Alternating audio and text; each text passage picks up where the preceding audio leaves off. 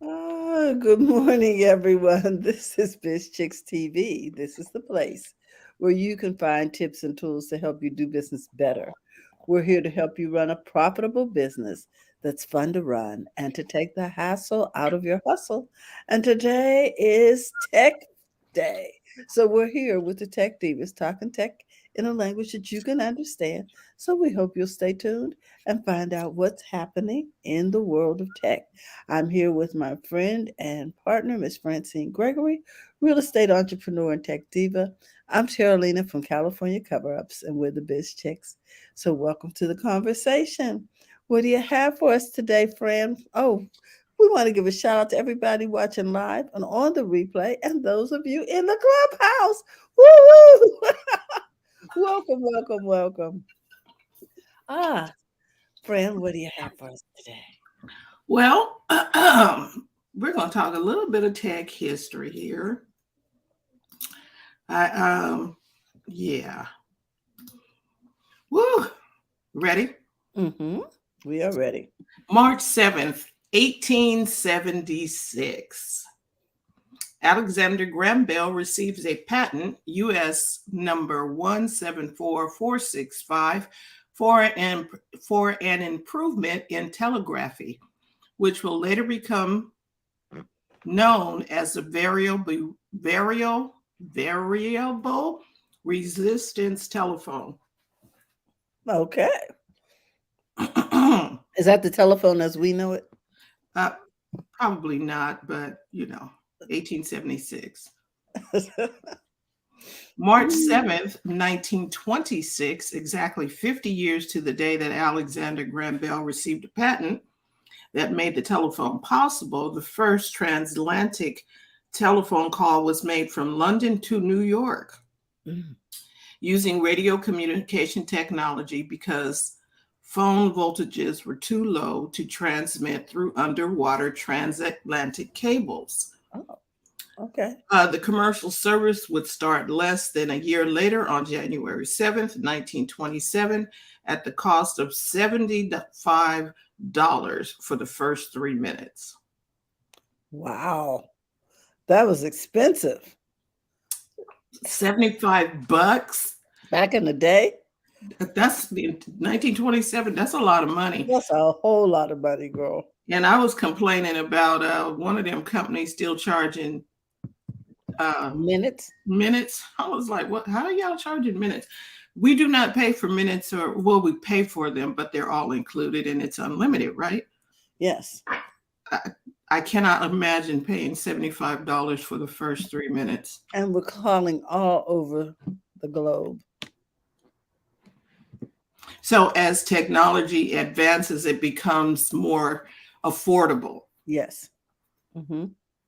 Very interesting. Wow.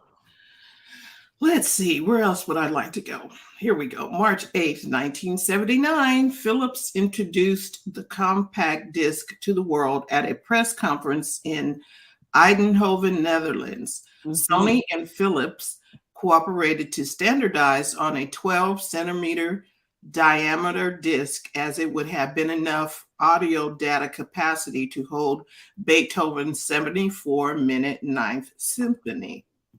So that's why the CDs were only 74 minutes. Oh, okay. Because they used Beethoven's symphony Master for the master. for the master. Mm-hmm. Hmm. Okay.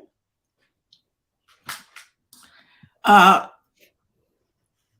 March 8th, 1983, IBM introduces the IBM Personal Computer XT, which stands for Extended Technology, for a price of, wait for it, $4,995.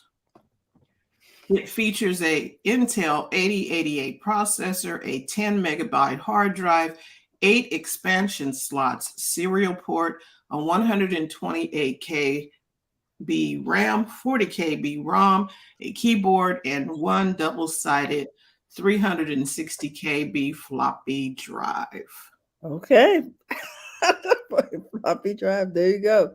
That was 5Gs in Wow. 83. Just the fact that you can copy things and send things and so-called encrypt things. I guess it was valuable because no one else had it. No. Wow. Mr. Bell calls Mr. Watson. March 10th, 1876. Let me go back down here and see when he did that patent. 1876, and this was March 10th. Looked like he ran to the patent office right afterwards. Yeah, because March 7th is when he received the patent. He got a patent. Okay, so he got a patent in March 7th. He got the patent.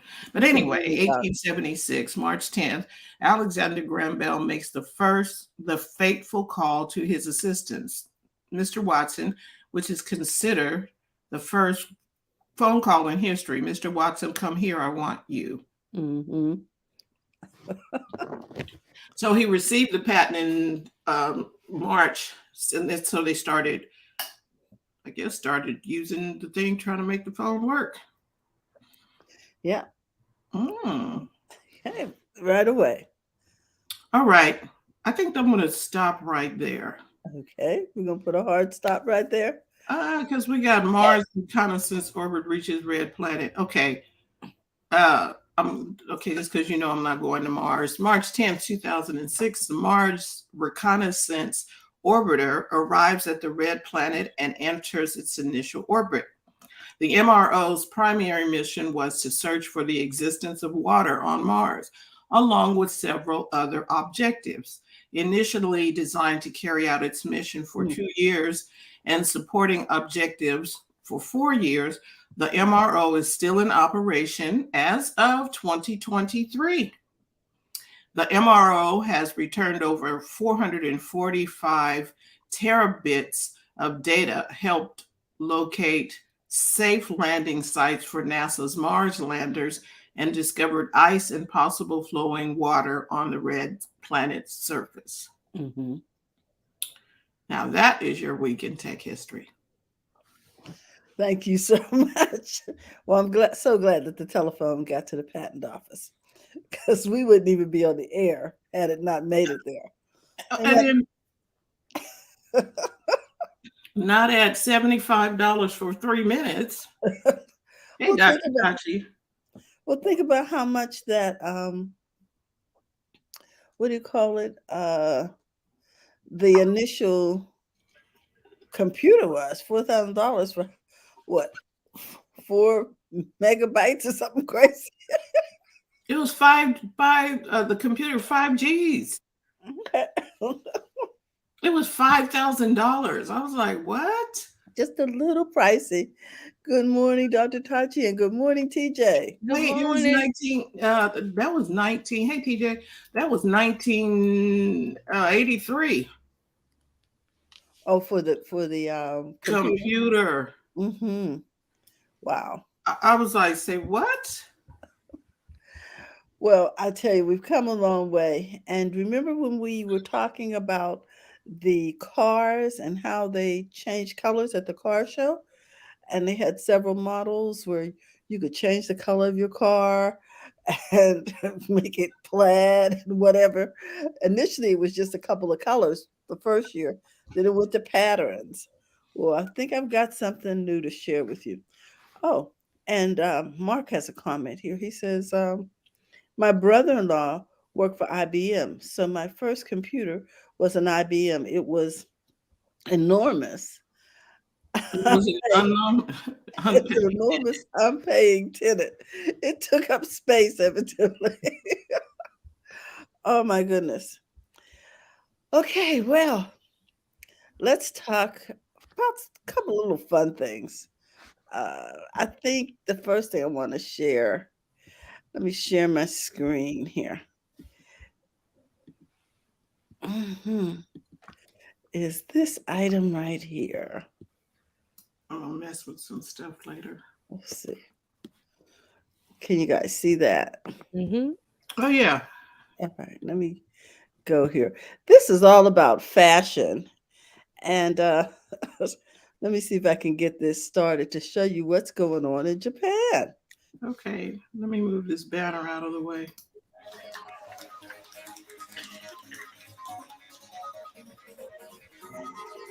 this Japanese brand has developed these clothes that respond to UV light. Wow. I know. Isn't that bizarre? So for the people who are on Clubhouse, this is actually it is when the light goes up or maneuvers across the clothing, the colors change and the patterns change. Yes. And it says the clothes are made with photochromatic materials that react to UV rays. And so we're watching a fashion show, well, a short one, of these clothing. The color fades after a few minutes. I don't want you to think it just stays that way. Wow. Yeah. So if anybody wanted to catch your outfit, they needed to catch it while you was in that light. While you were in transition, look, see how the top of the outfits are changing as it goes down slowly on the right hand side. It says in the real world, the garments evolve during the day and the seasons. So as you're out in the light, evidently it's going to be changing. You know how you go out, it's overcast, and by the afternoon, the sun's shining, you can have on a different outfit. Wow. So it's kind of like the mood ring of clothing. Yes, exactly. Which I thought was just really entertaining. Wait, Doctor, go ahead, Dr. Tachi, say that again. How like when there are certain I'm trying to remember what it is, but ice water can hit it and it will change color. Ah. So it's that same type of thing. My thing is like, okay, if it's out in the day, I think that's fine. My concern is the UV light because that's not a great thing to have on you all the time. So I'm like looking, I'm like, okay, I hope they have on protective clothes, something protective. But obviously, if it's made to change with daylight, then that's okay. It says in the real world, the garments evolve during the day and the seasons. And so that's that. let, me, let me stop sharing that one. What do you guys think? You could be walking down the street and suddenly you're going from a white coat to a beige coat to a gray coat to a, I don't know, to a pink coat. I don't know. We have a couple of comments here. It says one Facebook user, and you'll have to tell us your name because it didn't pop up, but she said, wow, or he or she said, wow, love it, unique. And then Mark said, let's all have a blank canvas of clothes with a button to push that makes the color or the colors that we want for the day. Call me when they invent that. You know what's interesting? If I think this could be good for, you know how sometimes you see something, a style that you like, but you're like, I'm going to buy it in every color because you like that style. So if they can make this evolve so that you can keep it at the color that you want, that would eliminate the need for buying a whole bunch of the same thing in different colors. Exactly. Yes. Which I tend to do. That was Maureen. You know, Maureen is all about the fabulous fit closet. Yes, fabulous fit closets. So yeah, Maureen, I know you'd be into this because she is all about color. So we got a comment from Mark. He Mark, said, I got skin cancer, but I look great. You know, we do a lot of things for fashion. You'd be surprised, but I was thinking the same thing that Dr. Tachi was thinking, because when I find something that I like, I tend to buy it in every color because it's, you know, my style. So yeah, this would be it would be a unique way to, you know, curate your closet. Well, it'd be cost effective because you're not throwing away clothes anymore. Exactly. You're changing the look just by stepping outside. And not helping landfills. So I've got one more thing I want to share with you guys. And you know how we were talking about air taxis and different modes of transportation and showing how, what do you call those things? Drones are delivering things. Well, I got something a little more fun. So let's take a look at this. Share my screen here.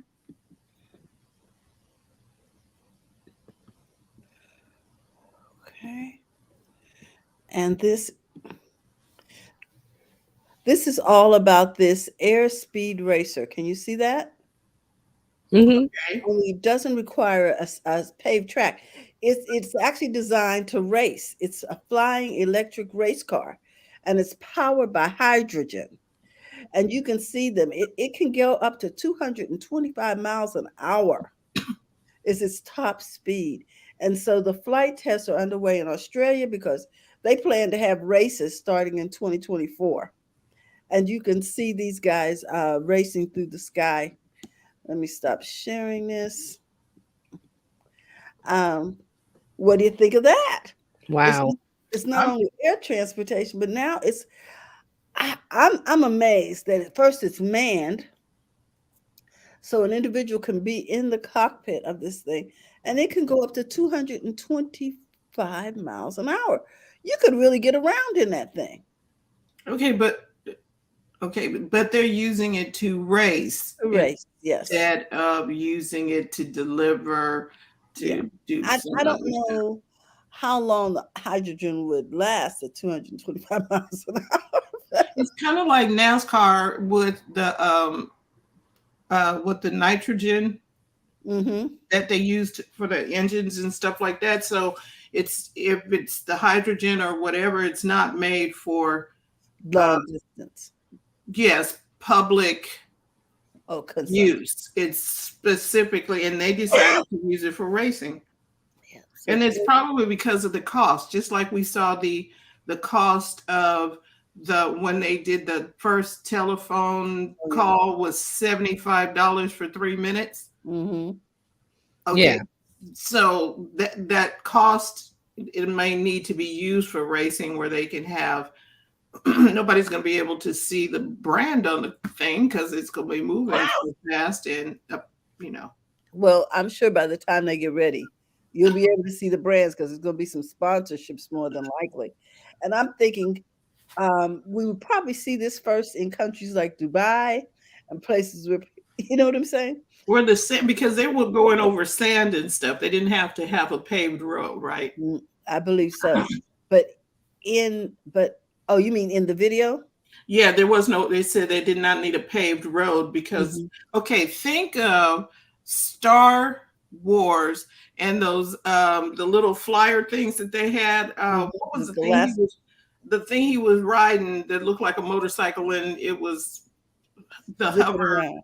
Yeah. no the thing looked like a bike, but it wasn't touching the ground. Yes. Well, that's what I wanted to share with you. Your clothing is changing, your mode of transportation may be changing shortly, and you'll be able to actually drive it. Because the others that we saw were piloted, I do believe. Yeah. We saw most of the air vehicles that but it still had that helicopter drone feel with all the little rotaries. It had four rotaries on it, and but 225 miles an hour, I was impressed with that. Yeah, and what is a plane? Aren't we moving about that speed when we I'm are not going, sure. when we're flying from one place to another? Mm, mhm. But the air is getting a little crowded, people. Well, that's what I was thinking too. I was like, we got some controls. Hmm. Okay. We need some regulations. So that's what I have for you today, and I hope you enjoyed those little moments of relaxation. All right. So next up, I'm gonna try something. I like this The look CNN look. because it's just There you go. right. I like this look. When there's three of us, when there's four, it's a different story. Okay, so next up we've got Terry Johnson online. Y'all ready? Hello. Hey, TJ. Day starts. I just have to say, loving the hair today. Oh, thank you. Hey.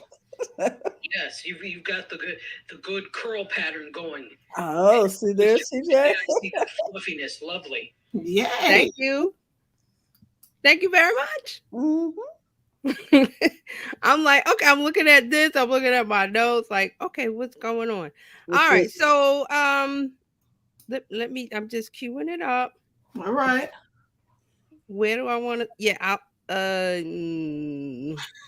She's trying to figure out what landmine to pick.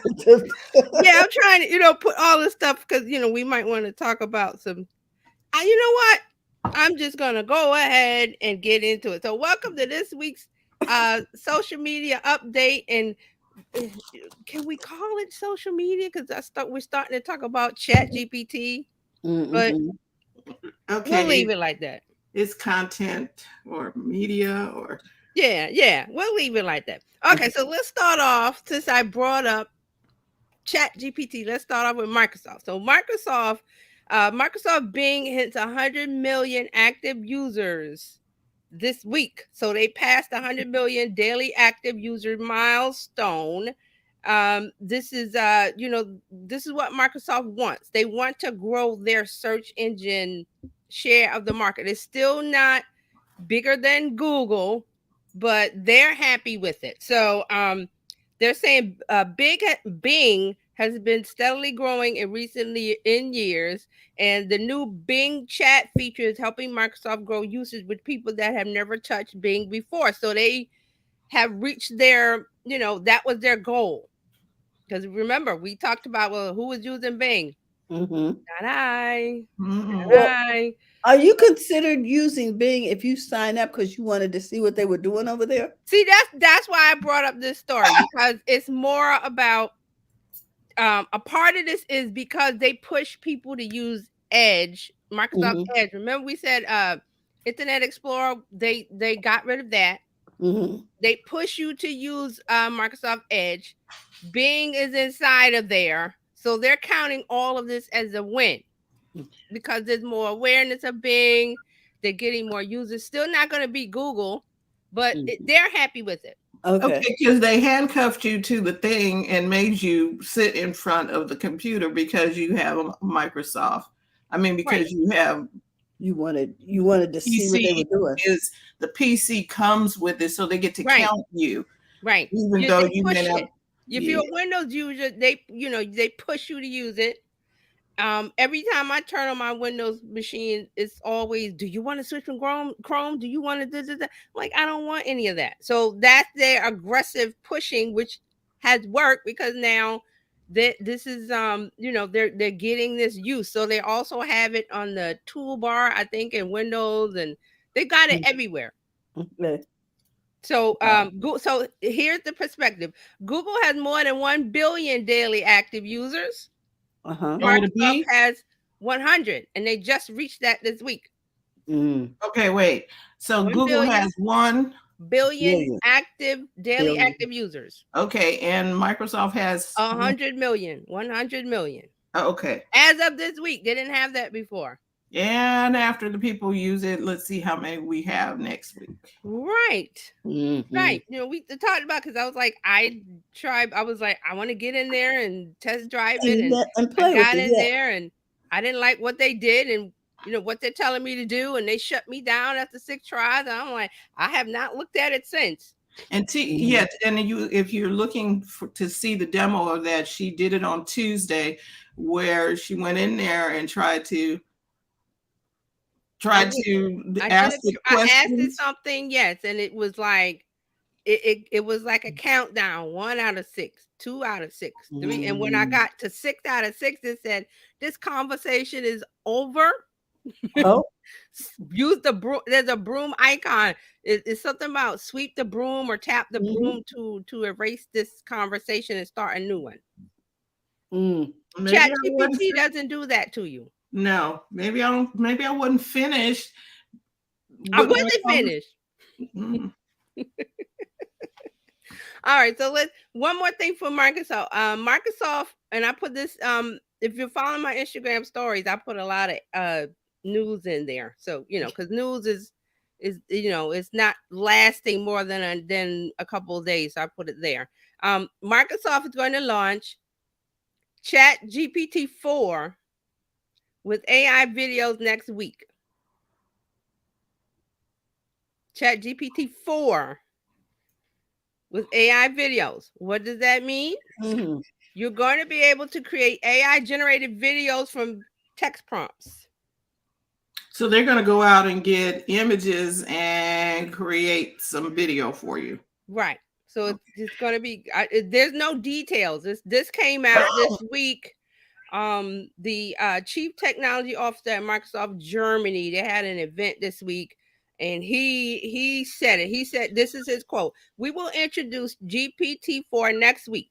We will have multimodal models that will offer completely different possibilities. For example, videos." Mm. So they're saying multimodal. That means more than, different types. So it's going to be, you put in text, you get your copy or your text. You put in text, you get your your AI generated images. Now they're moving on to videos and other things. Okay, so Dr. Tachi's got. Yeah. Go ahead. Okay. Two things. A, what happened to ChatGPT 2 and 3? They're already on 4. We use we're right now. They don't tell you, but ChatGPT that you use is 3.5. Oh, okay. They never say that. Hmm? And so it popped out. It's like, somebody had a child and they came out 5 years old. Well, no. See, this is the thing. It's always been there. We just weren't aware of it until they released this interface, the ChatGPT Right. interface that we have now. That's easy to use. It was always there. There's something called, if you go look it up, there's a ChatGPT playground where Right. you can go in, and it's not simple to use, It but is not. it works the same. No, right. And I realized that it's just that it feels like, from a standpoint of finding out about these things, for the masses, we didn't get it or know, because most Right. people didn't know that there were other, but that's why it's like, well, what happened to 2 and 3? Right, because if you're not in the tech world, you haven't been paying, this is something you haven't been aware of. Yes. So this is one of the things we talk about, the phenomenon of the growth. I think it was like a month, and some 100 million users. It was like in a month, it was like the fastest growing platform. It's because it's always been there, but it was, geeks and techs and journalists who write about technology. They always knew about it, and it was always there. It's just, for some reason, in November 2022, it just popped off like gangbusters. So with this in mind, AppSumo had a AI video generator that they were offering somebody in AppSumo. AppSumo has all of these apps that you can try. Yes. Yeah. I tried out the AI video maker because I said I need a video talking about da da da da da da. Right. And it went and did it, but the imagery was bad. I was like, okay, this right here is not going to work. Right. That was the next thing that I wanted to talk about.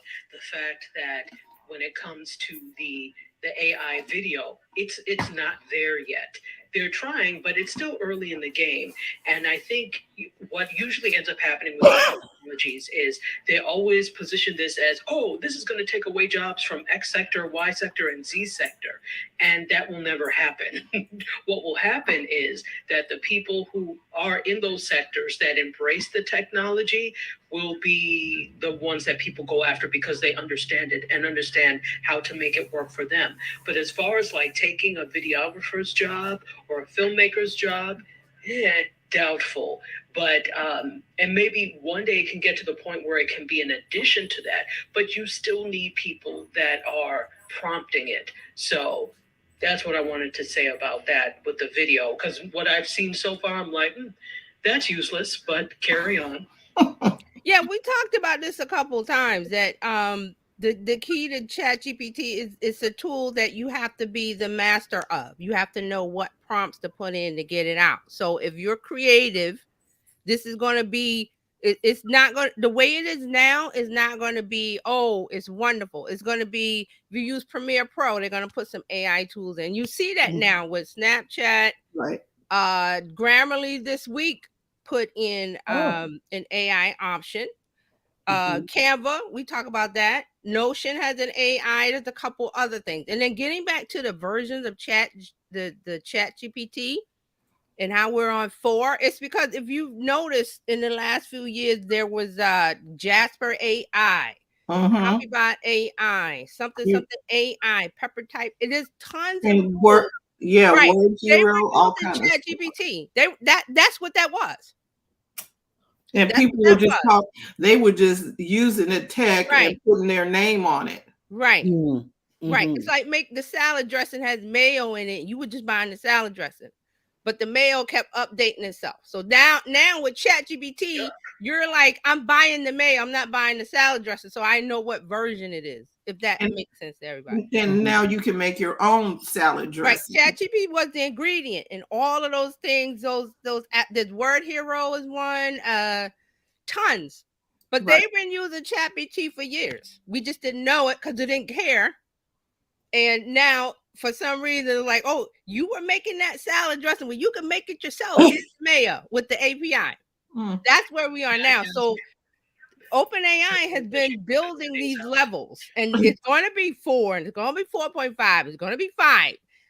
If you're not in that world, you didn't care. You didn't care. And you still don't have to care because it's going to be integrated in whatever flavor of software. Buffer will have it.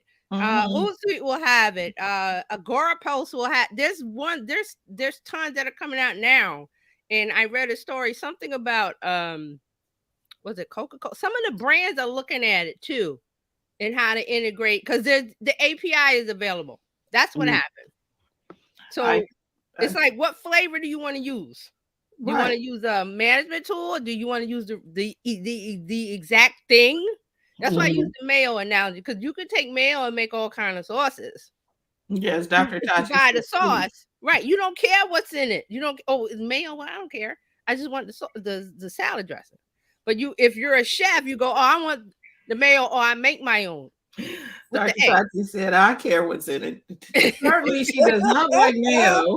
Some people don't. Some people like, I don't care what's in the salad dressing. But some people go, oh, the chef makes the salad dressing with the handmade mayo, but who cares? You just want the end result. That's kind of like what this is. That's why it's confusing. And I always say ChatGPT is not search. Right. Bing is search. Yes. ChatGPT is something else. And it enhances whatever you're putting it on. So I needed to write a description for a property.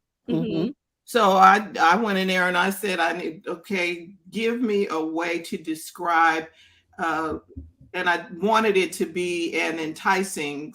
I asked you wanted to attract. And I just got 3 bedrooms and this and this. I put all of the features that the house has. That thing came back. I was like, "Ooh, wow! I'll buy this." Right. We talked about that. It was a story that all the real estate agents are loving it because they're like, you don't have to. I don't have to do the rack your brain. Yeah. So taking that with the creative side of it, if you're a great creative person, like with creating images. If you don't know what you're doing, you're going to get those ugly things. But I'm on a couple of Discord servers and I've seen people put stuff out and I'm like, okay, but they know what prompt to write. So that's the key. Right. There's this thing called prompt engineer that, people are like, oh, I know how to write the correct prompt to get what you want. And that's the part of it where the business is going to come into it, because as a business owner, there's a lot of trial and error. And you're running a business, you don't have time for that. So you're going to buy a tool or pay for a service or someone who knows how to do it for you. That's what's going to happen. But again, with buying art, do you buy art that, okay, I'm going to get the Picasso that's just $20-something million because it's a masterpiece, or I'm going to get my little 3-year-old to make me a Picasso, and they sit down with crayons and it's that kind of thing now. So I agree that it's not taking over the world. It's just that the people that have the talent and the creativity, and again, this is a tool. It's going to be the paintbrush. It's going to be whatever that you make that thing that's great. And some people take the tool and make stick figures. Some people take it and they make the next masterpiece. So what I've seen too is that it's you've got to ask the right question. You Mhm. have got to formulate, and see, this is where when you go to college and they make you take what is that, writing 101? What is mhm, that? English 101. English right, 1A. And I'm right. like, didn't I take English in high school? Well, no, you're taking a different level of English because you need to be able to construct and communicate what it is that you want. Mhm. Right. Mhm. And that's what you have to do with the chat GPT and others. You got to know what questions to ask and how to make it give you what you want. And then another part of this is if you're a great photographer and you got the cameras and you know the right settings and this and that, you take all that knowledge and you put it into whatever tool it is, and you're going to get the masterpiece, and somebody else is going to come around and they're going to get the thing that looks like Salvador Dali or the face is melting. That's because they don't have the knowledge to put in the information, the right prompt to get what they need. But we're going to get there to where you're not even going to have to know those details. It's going to get there. Mm, mm, mm, mm, mm. Okay. Since you're on the GPT kit, I put it on my iPhone. I put it on for The shortcut. SIRI Pro. Mm-hmm. It's on my iPhone, and where I can tap it and it'll go yes, and I can give it a command and it'll bring it all up. Right. And I was like, oh, this is so Right. now it's Using the shortcut feature in the iPhone. Yeah. right. And so I don't have to go to my desktop to use it. Right. Mhm. And then I also have an app I created because you can whatever URL you can make that on your home screen. Mm-hmm. And so I was like, oh, I'll just do that. So I have it at my fingertips. So mobile. TJ said everything is going to be on this.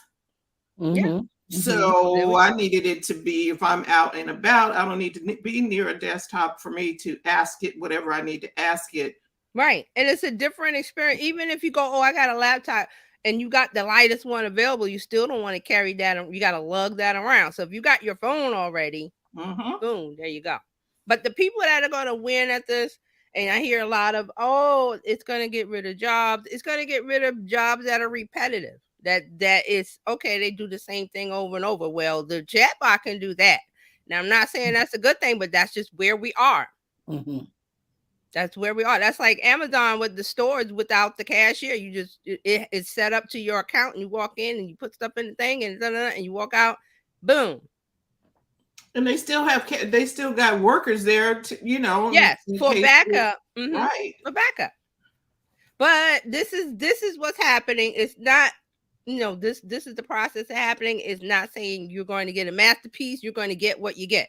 Whatever you put in, text prompt is what you're going to get out. And you can't get mad at ChatGPT because you put that in. So that's what I see a lot of people talking about a prompt engineer. That's going to be a thing. That's going to be a real job at companies, at corporations. Knowing how to what the text is to put it in to ChatGPT and get what we need fast. Mhm. So that's that. But Microsoft is doing this, so we'll see. We'll see what we get. All right, so moving on to Reddit. We don't talk about Reddit a lot. Let's talk about them. And I mentioned Reddit and all these other things because of what may happen to one big app. People are going to want to go places. So these apps are starting to put things in to say, just in case this thing goes down, we're going to do this and we got that and we're going to show it this way and we're rearranging things. So you'll see a couple of apps doing that this week. So Reddit has announced a new watch feed video content. So they have a new watch feed in the app, which enables users to swipe through a never-ending stream of video posts. Now, what does that sound like? You'll soon be able to scroll in Reddit in either read or watch mode, with the one of them highlighting the text-based post, and read will highlight the text-based post. Watch will focus on a continuous feed of vertical video content.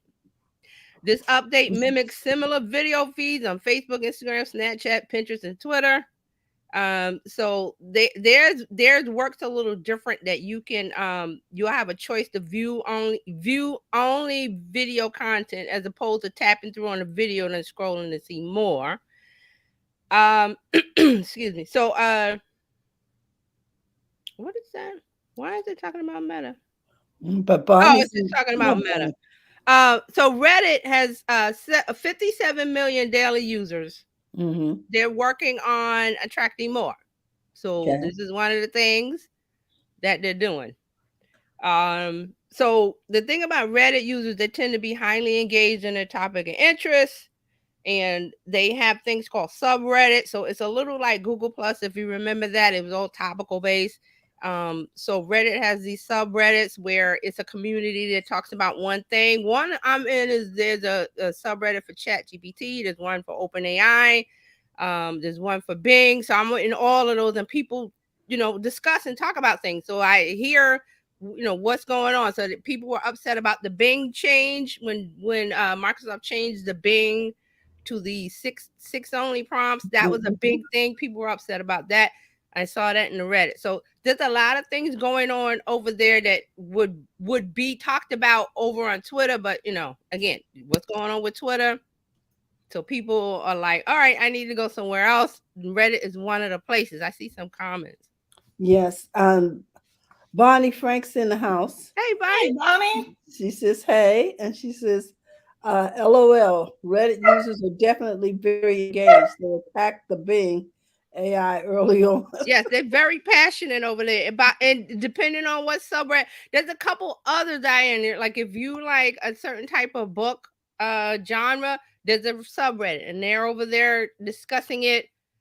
They're very passionate about the topic. There's one for Bridgerton, your favorite TV show or whatever. So if you're looking for some place to go, you might want to look at Reddit. It is it did start it off as a bros, the guys kind of hangout, but women are over there, and there's going to be some Reddit subreddits where it's not a place you want to be, so you have to be careful on the place where you go.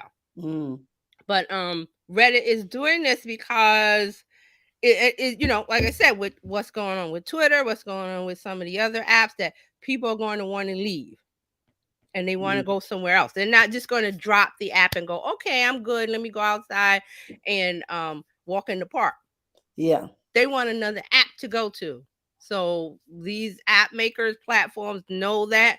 So they're starting to put things in to attract a user that's used to, this is how it was done on Twitter. This is how it was done on TikTok. So we're doing that here. So you feel a little bit more comfortable. That makes So sense? it's something that people are familiar with. Yes, on a new platform. And I see the chat moving. So if you want to pull up some of the comments, I see, because I can see it moving. She says Yes. it's not all bros now.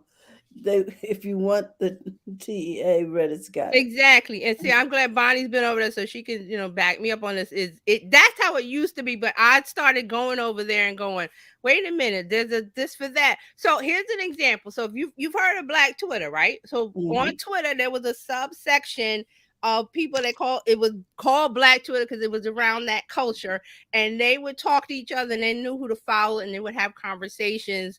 And it's not a section on Twitter, but it's a community. So some of them are over on Reddit now and they have their own subreddit. And you, instead of going, well, where the heck is Black Twitter? You can go over to Reddit and go, it's over there called that. So you can join that subreddit. So also a good thing about Reddit is you can start your own about any topic you want. Like I'm thinking of Linda. Like Linda talks about herbs and stuff. If there's not a subreddit over there, it probably is. But she could start a subreddit around her brand. Oh, yes. So, and I see the chat. Let me put. Bonnie, Yes. Bonnie says the subreddits are on fire. Yeah.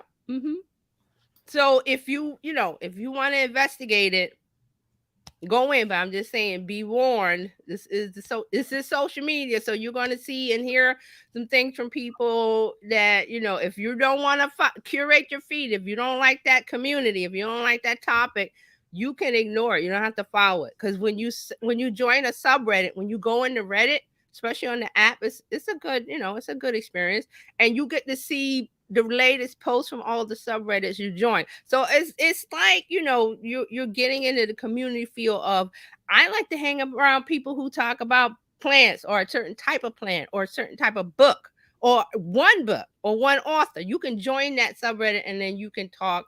But a lot of the up-to-date information that I found I would find on Twitter, I'm finding it now on Reddit. So just like Bonnie said, that the tea is over there. So things, I'm starting to go over there now instead of going to Twitter first. Because Go, Dr. Tachi.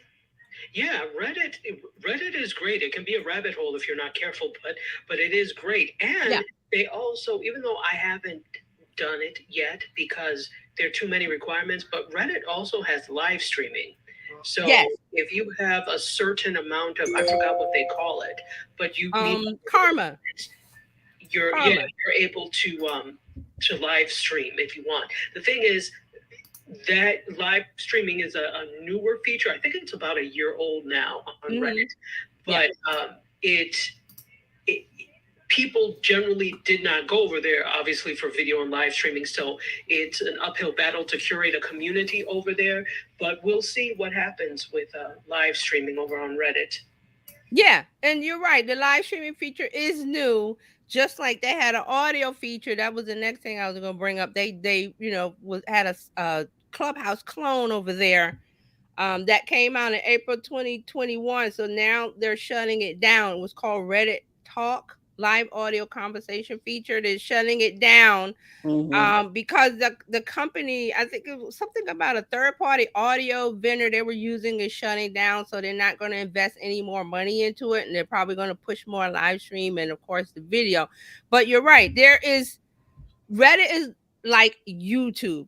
It's slow to start. You get over there and it's like an echo chamber. If you start your own subreddit, you're like, hello, but you got to get people to come over. But once you get it going, the conversation, and you get the right people into it, it's something that can grow into something that's, like, I always say, be the resource, create a library, same kind of thing. I see that. Okay, go ahead. Bonnie says Twitter is still great for world events and current events. I see some more. Yeah, hey, that's Carlos and Bonnie having a conversation. Oh, okay, they got a conversation going. There is on Reddit, there is current and world news. Like as soon as it pops up, just like with Twitter, it's just and Twitter's the next thing we're going to talk about, because Muskie did some things this week. It's just that people were like, where to go? Yeah, that's the big deal with a couple apps. If they shut down, where do the users go? They're going to go somewhere, because like I said, they're not going to put the phone down or delete the app, or they're going to want to go someplace that's similar to the place that shut down. So Reddit is starting to become that, and a couple other things. But Twitter is let's talk about Twitter since we're talking. Bonnie asked, do we know how long Reddit has been around? Somebody Google that. No, I have to.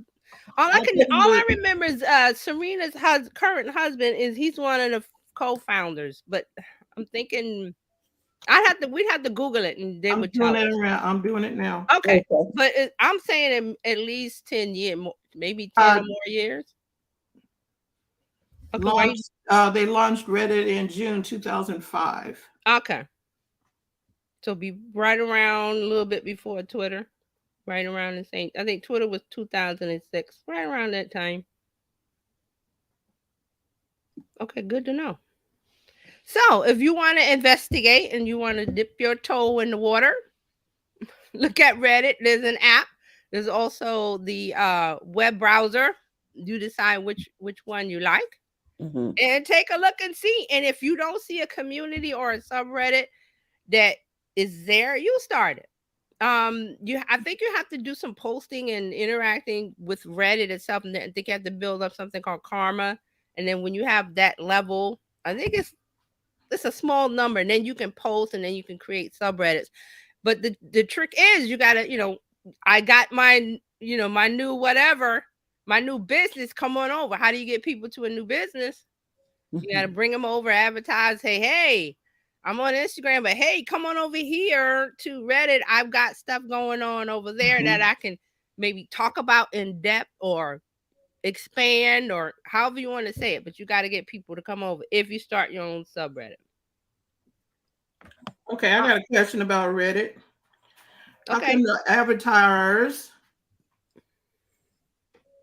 Okay, I need to pick a. I need to figure out the avatar situation. Oh, that. Yeah, they use like a little bot thing with the antenna. You can change the avatar to different things like hairstyle, but it looks like a little stuffed doll with red eyes. That's kind of Wow. like the basic thing. They don't really use avatars that are, yeah, but you could change the coloring and the clothing, and it's one of those things that I'm like, that's the weird part about it, but I try not to look at that. I'm like, what? This is not representative of who I am. Okay. Right. So they don't do avatars like Facebook does an avatar that looks like you. Mhm. This one is more, okay, we're just gonna be neutral, and it's a little like, I don't know, I'm thinking like it's a little robot stuffed animal and you can do all kind of stuff to it. And remember, Reddit was skewing uh male 18 to 24 when it first started out. Mm. So a lot of things that they have now is based on that, but the tide has turned. So I really don't look at that little thing. But check it out. When you're there, there's ads. You're gonna Yes, see they ads. are. But it has a scroll feed. Like I said, so I see I'm in OpenAI. I have marketing. I'm in different things. So when I scroll through, I get the latest post on whatever is in that subreddit. So if you're in I have to join some like news Reddits where the news pops up so I can get the news. Mhm. But again, like I said, I've had this Reddit for a while, just never used it. Just like I had no need to go over to Reddit. Now I'm like, okay, let's look at Reddit. Mhm. Mhm. So you might want to look at it. And if it's not your thing, it's not your thing. That's why Okay. we got different platforms. You pick the one that you like. All right, back to Twitter. So Twitter did some things. Twitter went down this week. They had an outage. Mhm. Blah blah blah. Musk said that the site is so brittle. That's what he calls his. This is his thing that he bought. He calls it brittle. So remember, What does that mean? I don't know what that language means, but go ahead. brittle. That's Easily a quote broken. that. Let me see. Oh, he tweeted this. Yeah. Okay. Let me read this.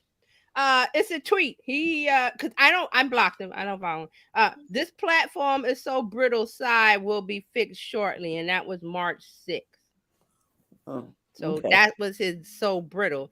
Um there's the API thing where he got rid of the API. He fired 70% of the staff.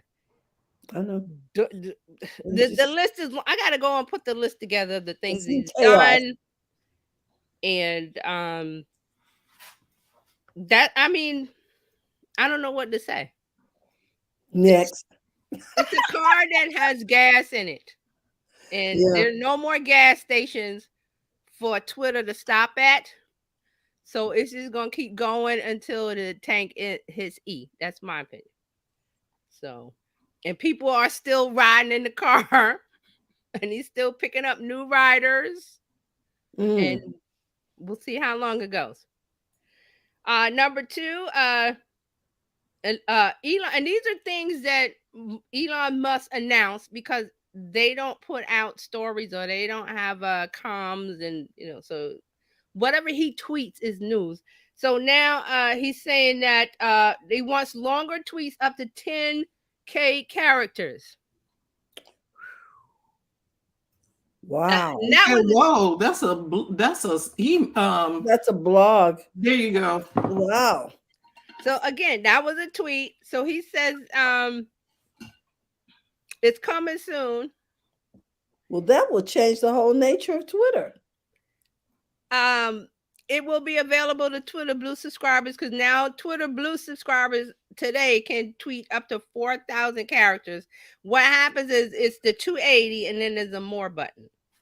Okay, well, Carlos says he wants a newspaper. Does anybody want a newspaper? Well, would you be on Twitter if you were looking for content to be delivered that way? You Well, know. see, this is the thing about Twitter, and we talked about it. It seems like there's a lot of daily active users. It's not. I mean, as far as tweets, there's a small percentage of people who have signed up for Twitter that tweet daily on a regular. Okay. That number's been going down. That was Mhm. even before Musk bought Twitter. It was a small amount of people tweeting, but Mhm. people can sign up and read. You can Okay. view the show. There's one headliner. There's a couple of headline, the show. There's one headliner and the opening acts, and you go in the audience and you sit and you consume it. That's what Twitter is. So there's a small amount of people that put out the content, as in tweets and things. It seems like a lot, but it's not. And Mhm. people can come in and you can view the tweet and go about your business Okay. without interacting. Yeah. Okay. So there before Elon bought it, it was like that. When he bought it, the amount of people tweeting and the amount of people viewing the tweets decided to leave because of him, whatever reason. So there's gas. That's why I said there's gas in his car and it's going, but there's no gas stations to stop at to get new gas. So what happens? The car stopped running. There's no maintenance. There's no gas. People still riding in the car going, "Yay, this fun. Look at that, look at that, look at that." I'm like, this is the end of the road coming up. What you gonna do? So some people are jumping out now and going, I'm gonna go to Reddit, I'm gonna go here, I'm gonna go to Snapchat, I'm gonna go here, I'm gonna go back to Instagram, I'm going to, wherever. So he's put all this money into it and going, oh well, here's a new feature and there's a new feature, and people going like, so what? There's no gas in that car. You did you see the gas gauge? He's like, don't look at that. Look at this new. You can now do 10K tweets. Why? So Wow. he wants to keep people on the app. Will that keep people on the app? I don't know. What do you think? I think he needs to ask the participants what they want. They want. Doesn't matter. There's no gas. Mm. No gas stations. He's got no gas stations to stop at to get gas to keep the car going. Mm-hmm. The people that love Twitter are still there. Mm-hmm. And but you know what I'm saying is, TJ, it's the same as what we just talked about with Reddit. You're gonna need to curate your feed, and if you're gonna be there, you'll be there, and whatever happens, right? Right. And just like with TikTok, you better be prepared to go somewhere else. And Dr. Tachi keeps reminding us, don't put all your eggs in one basket. Right. So just be ready when. Be ready. That's why Reddit is over here cooking up stuff and going, we're getting ready. Snapchat, Spotify is doing something. I'm going to bring that up after this. There's a lot of apps. I see the activity of we're spiffing this up because we want some new users are going to come. So we're going to make this lobby look great. Oh, you used to the lobby over there? Look at what we did here. Mm-hmm. Come on over. All right. So one more thing from Musk. He mocked a disabled Twitter employee on Twitter, and it was a long to do this and that. Came to be the guy, I forgot his name, and Tachi talked about this week on Mediascope, that the guy was had sold his company pre-Elon, had sold his company to Twitter, and he wanted to stay and be an employee, and it's something about he got the money and salary, or I forgot the details, but what happened was that if he was fired or something or let go, that Twitter would have to pay all of the money out at once. So Elon didn't know that, and the guy, the guy, I forgot his name, I'm sorry, that he was going to log onto his computer or something about Slack or something and he didn't have access. So that's how Elon, that's how you know you're fired in this Elon Musk world. You don't get access. You go to your computer and you go, oh, I'm going to work today, and you don't get to get in, and that's like you're fired. There's no email that comes out. So he went on Twitter and said something, and then Elon said, well, this guy, how, if he's disabled, how is he typing? He doesn't do any work anyway. He's independently wealthy, or something like he said in his tweet. So there's a whole back and forth if you want to go back and go over to Twitter and look at it, or you can Google it. Elon Musk mocks employee. That might be the search term to put in, but that was the gist of it. So at the end, he had to apologize because his lawyers called him up and said, you better be quiet because you're attacking a person with disabilities, and this guy sold his company to you, and there's an option clause that if he gets fired or something happens, you have to pay the whole, I think it was like 100 million, I forgot what the number is that he sold. You have to pay the whole thing back to in one thing, plus he can sue you for your, the tweets and the things that you're saying about him being disabled. So he had to apologize. Elon Musk. So that's what's happening with Twitter. Okay. All right. All right, let's move on. Yeah. Oh, Spotify. I said Spotify. Let's go into Spotify. Spotify has a new design. It's part TikTok, part Instagram, and part YouTube. Spotify now has different feeds for discovering songs, podcasts, and audiobooks, sporting a look that's half TikTok and half Instagram stories. They show video paired with music or podcasts and also sample audio content. Here's what Spotify says. There's so much to listen to on Spotify and so little time. We know you don't want to spend precious hours on titles and tracks you might not enjoy. Beginning today, which was this week, whatever date this was, when you open up Home on the Spotify app, you will find personalized, curated previews of the songs, podcasts, and audiobooks you might enjoy. Quickly dive into what speaks or sings to you, or save it for later when you need that perfect soundtrack. So there also said the data shows that more listeners become committed fans after previewing what they're about to listen to. So that's why they put this update out, because they want to make more deeper connection between artists and fans. So it's built with the purpose of allowing them to preview new content they will want to save or sit with longer, which means they spend more time in the app, because that's the goal of an app. Spend more time in the app. Yes, spend more time here. Stay a little while. Spotify has seen this is a quote from the article. Spotify has seen its market share slowly shrink, although it remains the most popular service. Still, it added 33 million monthly active users in the last month of 2022, and it saw its revenue grow 18% year over year, with podcasts leading its ad revenue gains. So that's what's going on with Spotify. Again, redesigning the look, the lobby, because new people are coming and they're used to seeing things a certain way. Spotify said, we got you. Come on over here. Come on over here. Yeah, come on over here. Everybody's adding video. Yeah.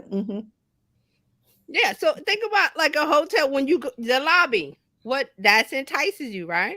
Yes, and when you're looking for a hotel, you're looking at what are the amenities. Yes, exactly. So that's what they're doing. Does it have a pool? Does it have a sauna? The lobby? Does it have a gym? Okay.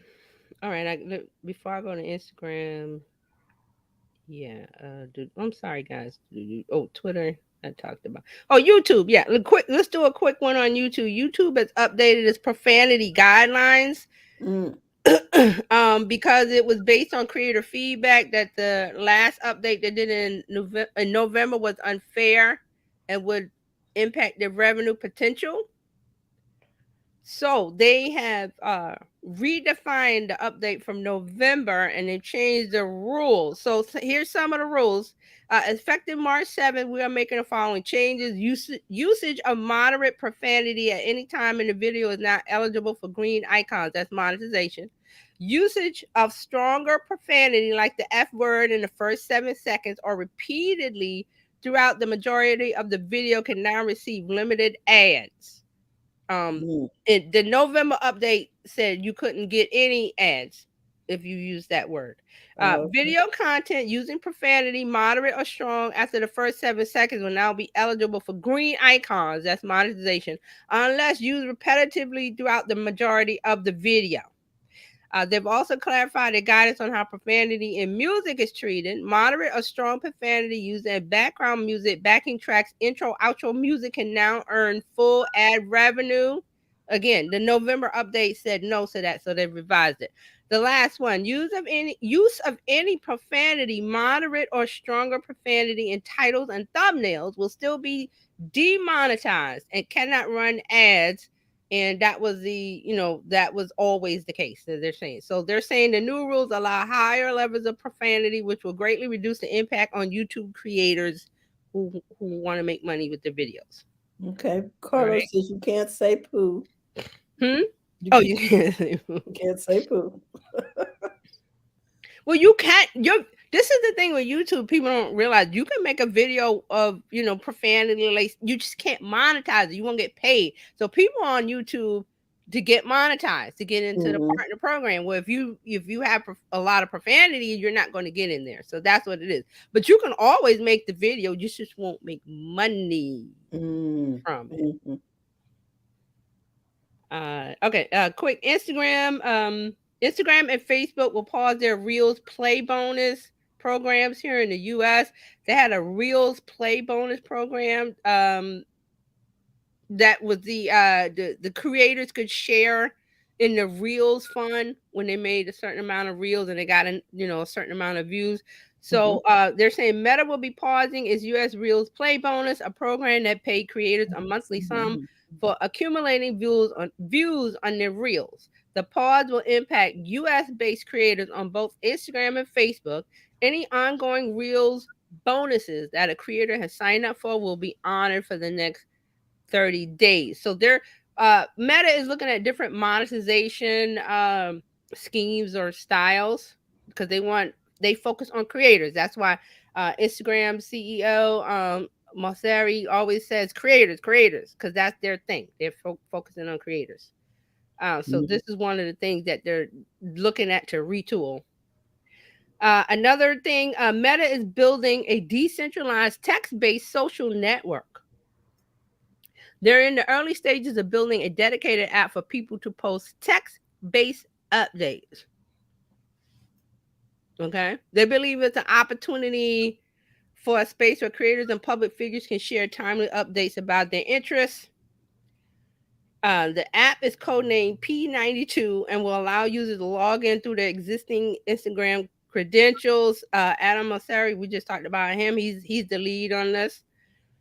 And the thing about this is it's a decentralized network, and the thing I can only think about what this would be like is Mastodon, where you have to join servers and stuff, and it's not connected like Twitter's connected. So Mastodon is that Twitter alternative that people are using that you have to know the server and you get to join it. Uh-huh. I haven't got behind Mastodon because I'm like, I why make me think about it? Just let me sign in, let me get in there and say what I gotta say and read other people's stuff and get out. I don't have time to search for a server and this person has a server and that person has a server. You know what? That's thing because I don't know if you signed up for Mastodon. I did, but I haven't done anything or used it yet. I think the server thing kind of reminds me of you know what I'm about to say. Um, Go say it. the app with the server, Discord, This Yes. Mhm. right? Because there are different groups, different people. You can have your own server. You don't have to, but you can do that on Discord too, which is probably another reason why Discord is very popular in certain circles. Obviously, the crypto, NFT, metaverse circles, it's very popular in gaming circles, which is what it was intended for. It's very popular in. So there are very specific populations that use Discord. So the same thing is, if you're expecting people to sign up and use all these different servers or log on to all these different servers, that's an uphill battle for people who are just used to going to Twitter and saying, finding what they want. Nobody wants to do all that. Right.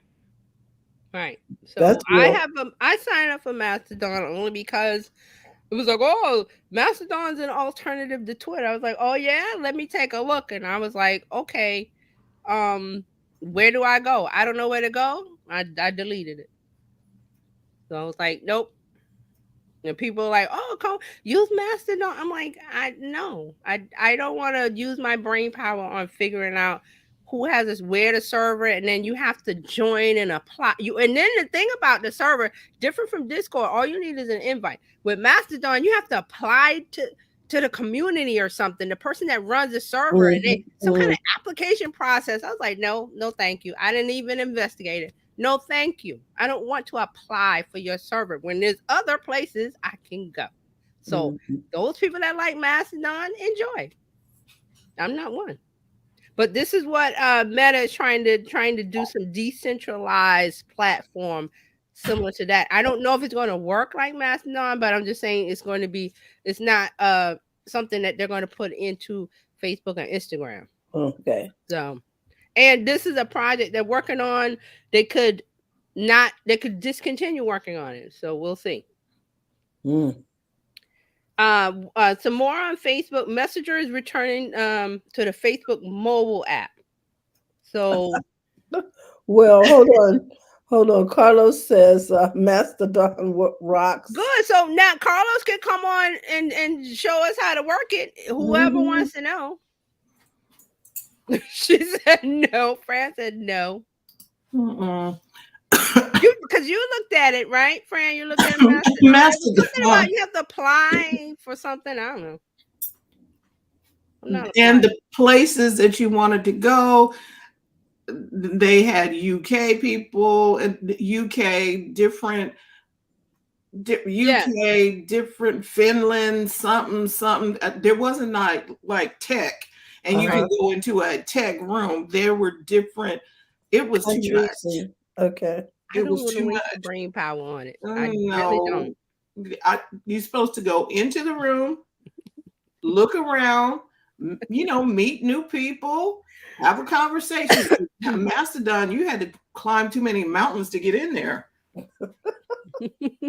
I was like, this is not good. So Carlos, you need to go on Instagram or somewhere and explain this Mastodon, and maybe, but I'm just like, I don't have the bandwidth for it. And they don't have an app, do they? Is it an app? You had to go onto the desktop the last time I looked. Okay. Like I said, whatever it was, whenever the Twitter stuff started happening and people were like, oh, we got to go somewhere else. I started, and they were like, Mastodon and Post and this. I was like, okay, I'll sign up for all that stuff because I got throwaway emails. I'll sign up for it.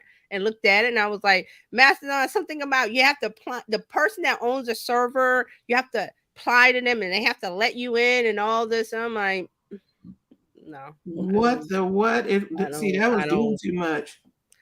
No. So there you go. So that's back to so Messenger is returning to the Facebook mobile app after 9 years away. Remember, and this is Messenger, the app, because now if you use Facebook on the desktop, you see your messages, they pop up on the desktop. So that's not what this is. This is the in the Facebook mobile app. So Meta says we're testing the ability for people to access their Messenger inbox. Within the Facebook app, you'll see this expand in the test soon. That's what they said. We want this to be easy and convenient for people to connect and share, whether in the Messenger app or directly within Facebook. So I'm thinking, and remember that it was always inside of Facebook, and then they separated it and made this separate Messenger app, and it might not be working so well, and they're putting it back in to the mobile app, and they might get rid of the Messenger app. I don't know. I'm just saying might, but this kind of this talk about putting it back in when they separated it in the first place, kind of like, what are you doing? Well, Carlos says testing. It was there years ago. We know it works. So they removed Messenger from the Facebook app in 2014, it says here. Mm-hmm. So back in 2014, it said our goal is to focus development efforts on making Messenger the best mobile messaging experience possible and avoid the confusing of having a separate Facebook mobile messaging experiences. So it says they don't know if it's going to bring messaging back into the mobile browser version of Facebook. So this is kind of confusing. I don't, Meta, they don't know what they're doing. It's One, okay, there's one more. too much Oh, stuff sorry. Go ahead. going on. Go ahead. There's too much stuff going on with Meta. I can't keep up with them. It's like, what? All right, one more from Facebook. Facebook says it's not dead. It announced this week. It's Okay. not dead. Why would you need to say that? So the head of the Facebook app, Tom Allison, published a blog post to let people know that, contrary to reports otherwise, Facebook is not dead or dying, but in fact alive and thriving with 2 billion daily active users. They're talking to their advertisers. Don't leave us. We got people. And we talked about this Tuesday. Remember that I talked about the study, and we showed the numbers where who is using Facebook and who is not using Facebook. We know who's using Facebook, 55 and up. Was it 35 to 54 was kind of in the middle. Mm-hmm. And was it 13 to 24? 13 to something, they definitely don't use Facebook. Well, Carlos says, when I meet people and before I introduce myself, I must announce, hey, I'm not dead. Okay. Oh, I get it, Carlos.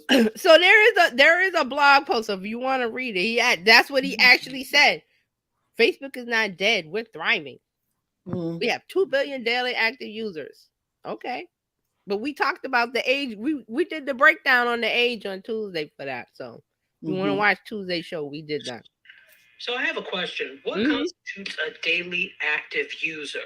The fact that somebody signs in and looks for about 3 seconds and then goes away? The fact that somebody actually engages with the content? What actually constitutes a daily active user? That's good. Now, see, Facebook might have a different definition, but it's not, because see, they have a number of actual accounts. Like you sign up for an account. That's a different number. The people that go in every day and, like you said, sign in and do a little bit of something, and depending on the length of time set, Facebook might, like you said, 3 seconds, that's a daily active user, or another app might say 10 minutes. That's a daily. They're set up by the platforms, and they're not going to tell us that. But it is, you sign in daily and do something, some activity based on the level that they set. So Facebook, again, it might be 3 seconds. If you were in there 3 seconds and you leave, they count you as a daily active user, but they're not going to tell us that. Okay, because Carlos wants to know what constitutes not being alive. I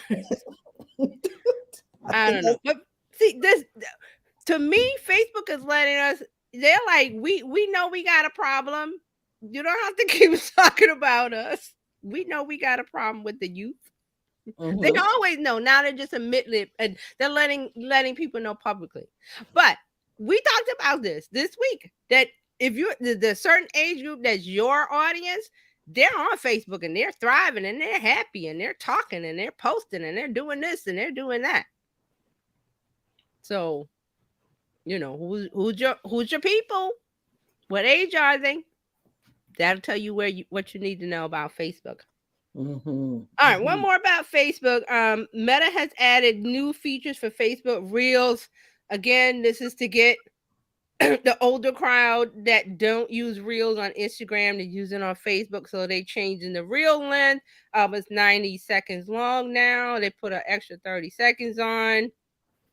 They're having something called memories. You know, if you go under your Facebook, it says this is what you posted 3 years ago, this is what you posted 10 years ago. You can put those on as a reel. There's a template for it. They're also putting the reels templates from Instagram into Facebook, so it makes it easier to create a reel. The last thing, adding something called grooves, which will automatically align your video with the beat of the music you choose.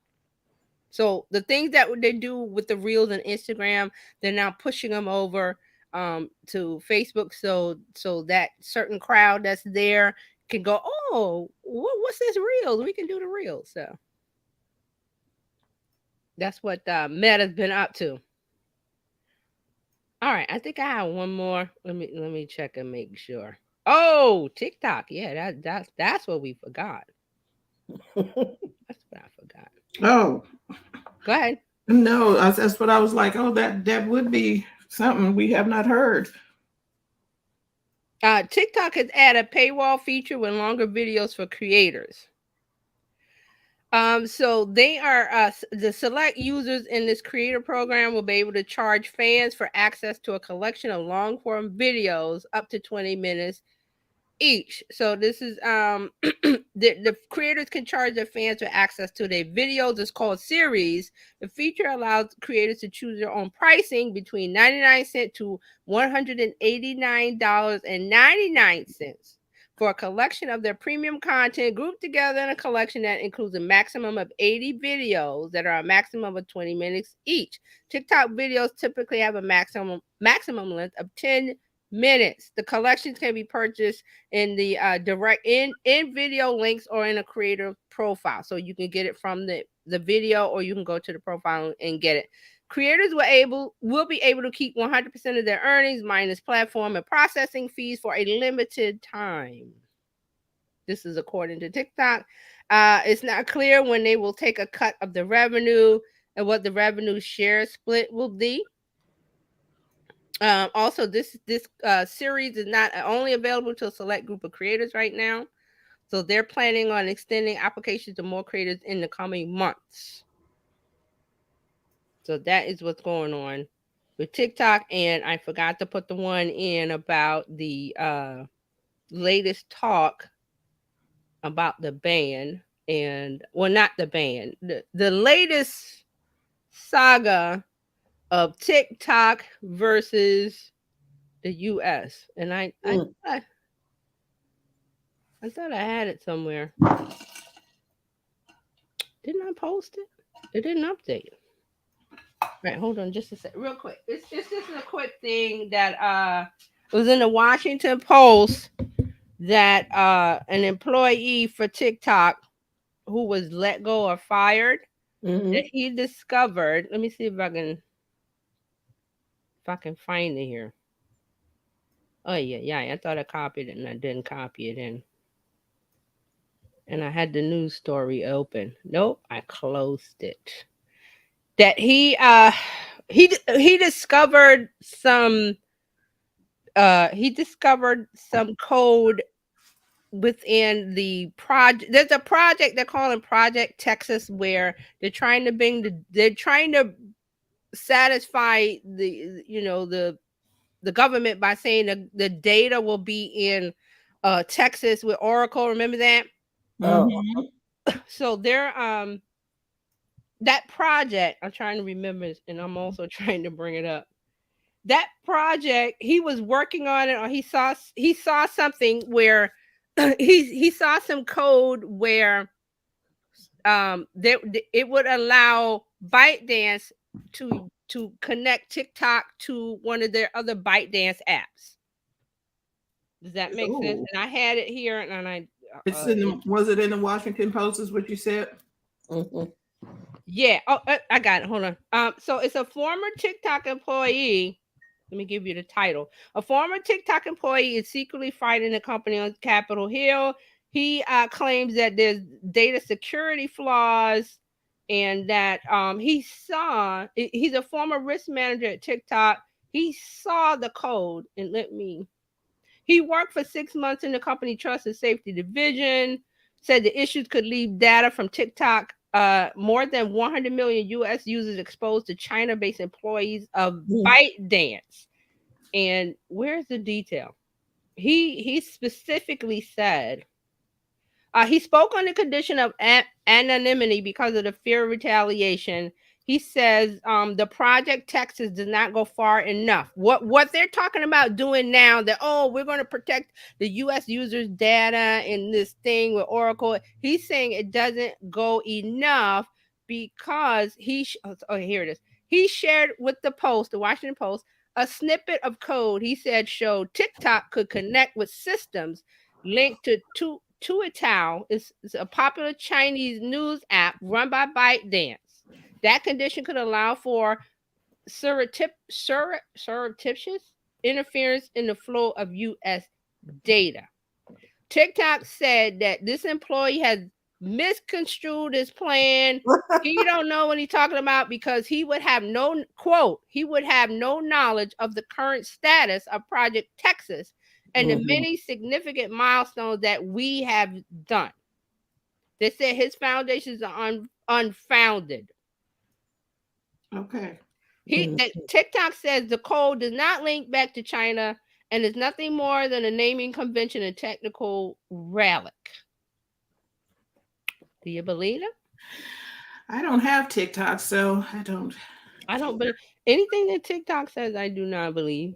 Sorry. So that's what's going on with that. Also there another not bill, but some kind of they introducing a bill. It last week we talked about the one in the House for Biden. This is another one for the Commerce Department, that the Commerce Department would have the authority. Here we go. Let me bring that up. Senate bill would give Commerce Secretary the power to ban TikTok as a security threat. This comes after the House advanced another anti-TikTok bill. So this is a bipartisan alliance of senators that introduced a bill that would give the Commerce Secretary the authority to ban TikTok and other foreign technology perceived as a national security threat. This would be limited to tech emerging from China, Cuba, Iran, North Korea, Russia, and Venezuela. So this is a bipartisan group led by high-profile politicians from both parties. Okay, so we got something from the House Foreign Affairs Committee doing something, and then we've got this group doing something with the Commerce Department. Okay, so and then of course TikTok is denying that they do anything. This is just witch hunt, whatever. The TikTok CEO is going to testify before the House on March 23rd. So we'll see what's going on March 23rd. We'll get more. That's what's going on with TikTok.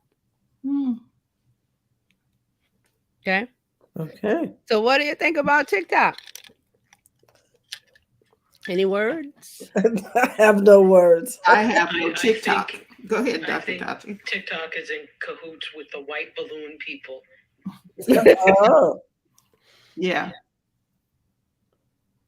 So the word that I hate that they use the word ban. It gets attention. It gets clicks. It gets news stories on TV. It gets the clicks online for the Washington Post and blah blah blah. There will be no ban.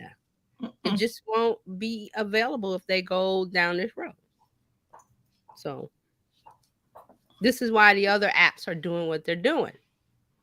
Reddit, Spotify, Meta's spiffing it up. Snapchat has done some. Did Snapchat do something? Yes, Snapchat has a. I didn't know that Snapchat now has a public profile option. Because we were talking about, that is the privacy of Snapchat is with groups and things. Well, now you have an option to create a public profile. And you can put things separately on that public profile versus what you do on the profile that you set up now. And you could share that link out. You could say, follow me on Spotify for Snapchat for stories about AI, stories about this. I'm talking about this and that and the other. And you give them the link and they see that public, public view. I didn't even I don't use Snapchat regularly. I have an account over there, of course, but I never really use it. So I had no clue that now you can have a public profile. I didn't either. I just discovered it this morning. I was like, wait a minute. How they snuck this in? Oh, wait. So when you go to your profile, My you have to go public to the profile. bottom. It's called Mhm. public profile. Oh, I got one for whatever reason. Right. And then if you tap the three dots at the top, you can share your profile, you can edit it, you can do different things, but there is a snap code and a custom URL to share to your public profile. You can copy that link and put it different ways. Now, I don't know, and I wanted to test it real quick while we're talking about it. Good. If you have to have Snapchat to see it, like if you did it on the browser. That's what I was trying to look at. I have a public profile, and I didn't know I had something on there. You can save a story to your profile. Yes, it does work on the browser, and it will probably work on a browser on the phone. So you don't have to have the app. So if you have Snapchat and you want to do a public profile and you want to put stories, curate a feed there and use that as a link, it works as a link and bio option. I'm gonna play with this a little more. And it has a profile. You put stories there, so you can use the private side of it. So like I use it to talk to family members and stuff. But now I can go, okay, I can have a public profile. There's a couple of rules that you have to have before you have the public profile. I forgot what it was. And people can subscribe to your public profile. I got 120 subscribers. I guess I need to talk to them. I'll show you real quick. I know Clubhouse can't see it, but I'll show you. This is what, and my screen is dark, so it's gonna be dark. But this is what it looks like. Okay. That's what it looks like. See, it has I just did something real quick. Like I can have a background image. There's my name. I have a bio. There's links to Facebook and Twitter and everything. There's also, you can copy the link. Here's the story that I put up. I put up one story as a test on the public profile. So the other stories will be here at the bottom. There's a little icon to the right. And also the chat. But I think you have to log in to chat. So like if I wanted to chat publicly, or so I said, hey, you got a question, go to my Snapchat profile in the link in bio or whatever and leave me a question. But then they would have to have Snapchat to do the chat part. And this is all public. And this is on your desktop? Yeah, this is the browser. Yeah. So this is a link. It will work wherever you need to put a link. So I discovered that today. And that's your social media weekend review. Wow. Oh my goodness. Woo! Dr. Tachi. Hello, hello. How's everybody doing? Hello. All is well. Good, good. Well, Mediascope came back on Wednesday we were gone since December. So it was good to be back. And I have some stories that we talked about on Mediascope and then some new ones that just actually dropped. So let's talk Disney. We always, for some reason, Disney always comes up. So Bob Iger says that Disney is going to reduce their costs on films and TV shows so they can focus on quality and not volume. Well, So, yes, a Disney chief told an investor, because this happened in front of an investor conference, and said this, quote, it comes in the form of reducing the expense per content, whether it's a TV series or film, where costs have just skyrocketed.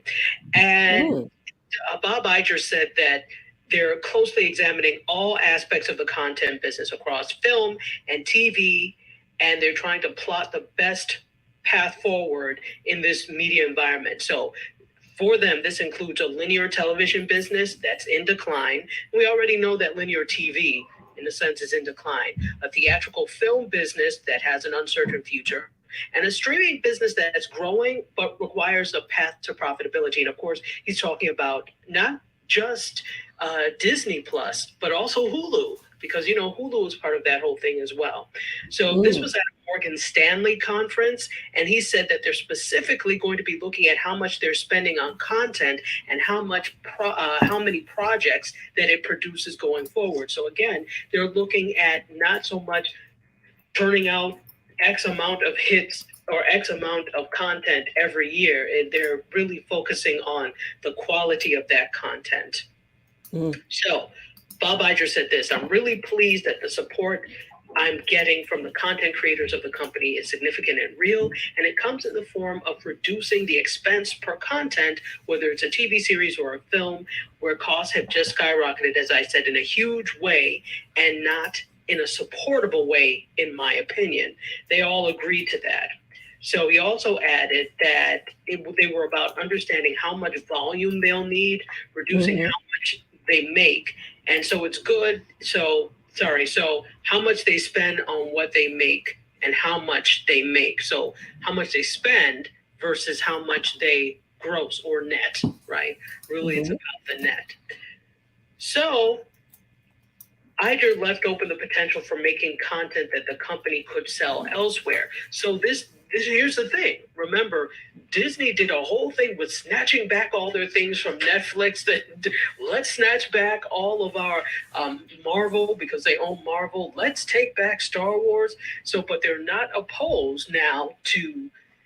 I think they're seeing, and I think it's not just them. It's a lot of other streamers as well.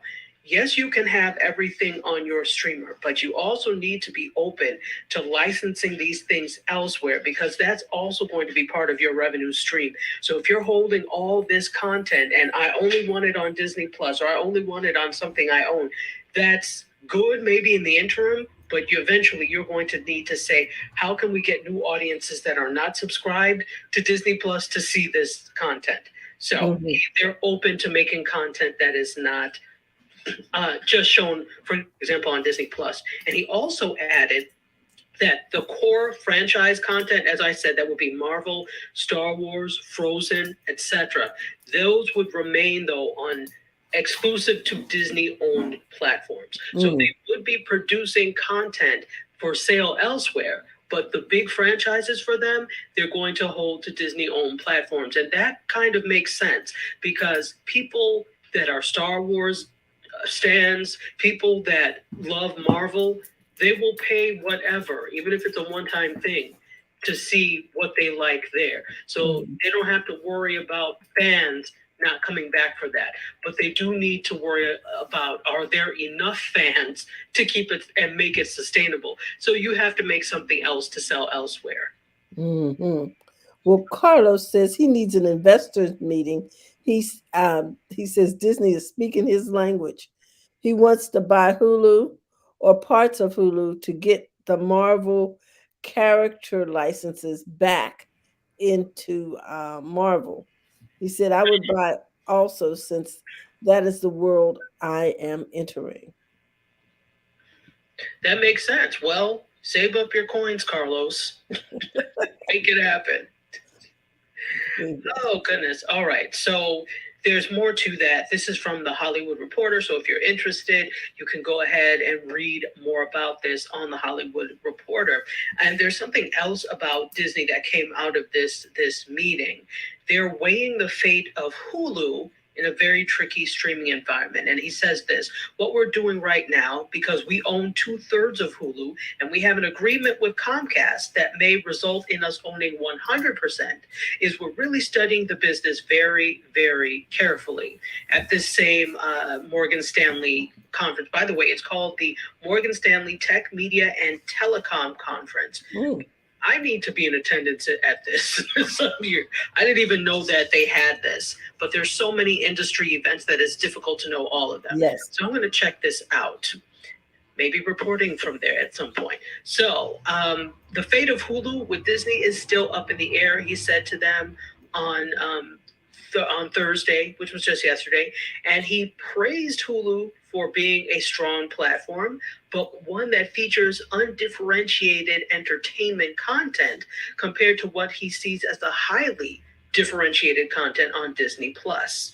So they're not opposed to selling it. So The company is said to have hired Goldman Sachs to explore strategic options for a stake in Hulu, which could include a sale.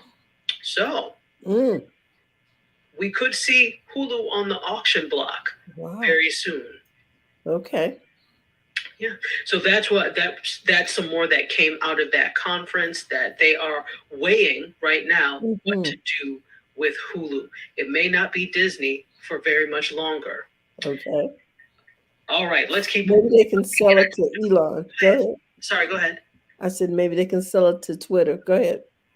Twitter can't sustain Twitter. Forget about adding something else.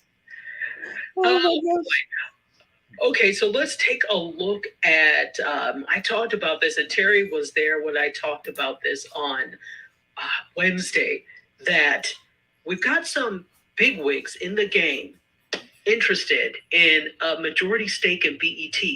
One of them being Tyler Perry. So Tyler Perry is looking to be a mogul, a next level mogul. So he's been a longtime partner of BET, as we know. All of his shows, and I said this on Wednesday, what shows on BET are not Tyler Perry shows? Raise your hand if you can tell me one. But he's been a longtime partner of BET, and he's been engaged in conversations with them to make the purchase, the majority stake in BET.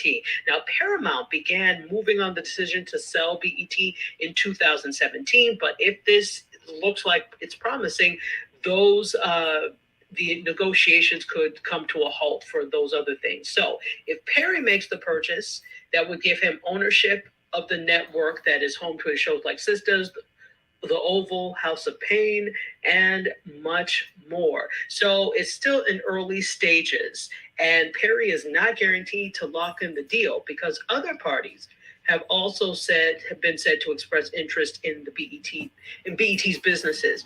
One of those parties is probably Byron Allen, according to a rep. Yes. So this rep said this. This is according to Afrotech. Byron Allen is interested in buying BET, and he will be pursuing the acquisition of the network. So, but this is interesting because Byron Allen doesn't really have a relationship with BET. Not that I'm aware of. Tyler Perry does. Does that guarantee that Tyler Perry will buy? No. At this point, it's anybody's game because it's very early in the game. One thing that we do know is that Byron Allen has the capital to be able to do it. But Byron Allen and Tyler Perry are two different types of people.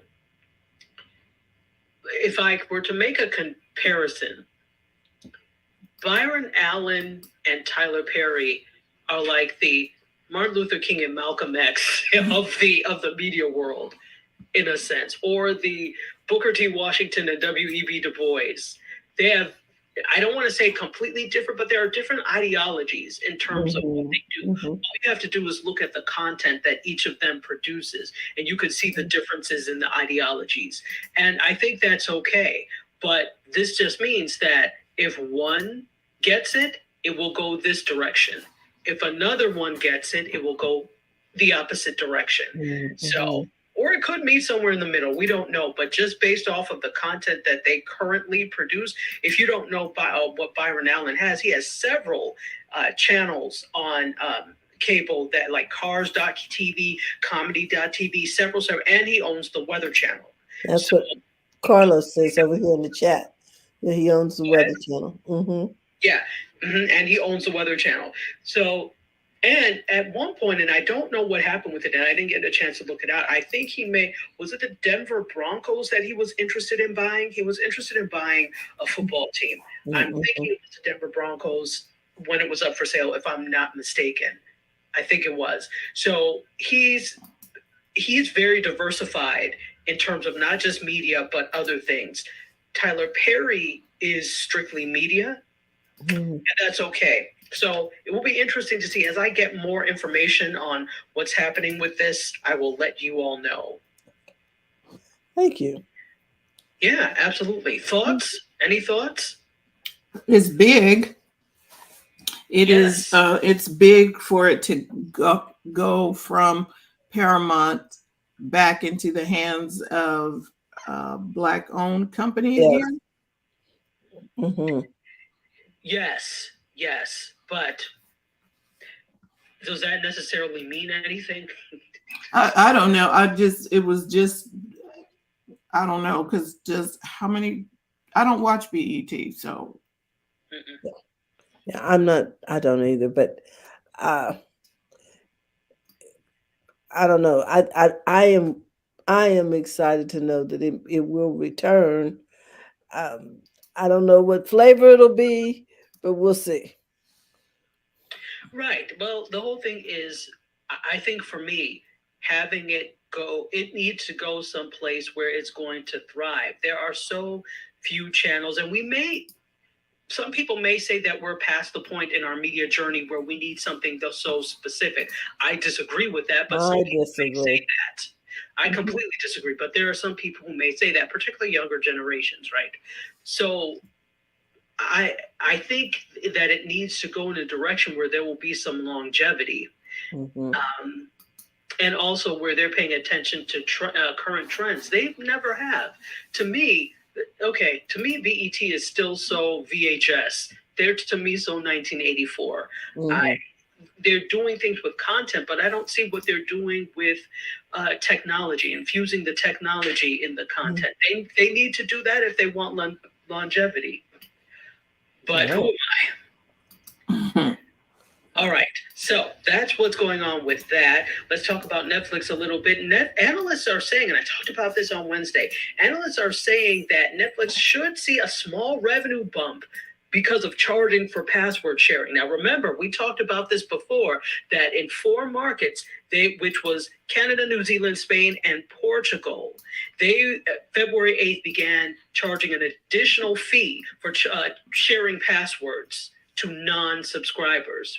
So now, new data from Wall Street investment firm Loop Capital Market suggests that this move is going to produce an incremental revenue bump for Netflix. So, as much as we complain, let's start saying that they're going to be able to see some bump for that. And I think that's really all investors are looking for, that because they're beholden to investors. So, and they want to get their money. So when Netflix or any company is losing money, that's not good for them. So investor confidence is probably up. They're happy about this. As happy as they were with the move to do some live events, like with the Chris Rock comedy special, they were happy because the numbers were good. So investors are going to be happy, and they're also going to be happy at anything that bumps the revenue for Netflix. Okay. So they say that this change in strategy could bump the revenue up by 3%, increase the number of paying subscribers by 19%, and lead to a 27% rise in average revenue per user. Wow. Not bad. That's significant. Yes. Go ahead, sorry. I said that's significant. Is very significant. So investors are happy. Netflix will be happy. You might not be happy as a subscriber, but they're going to be happy.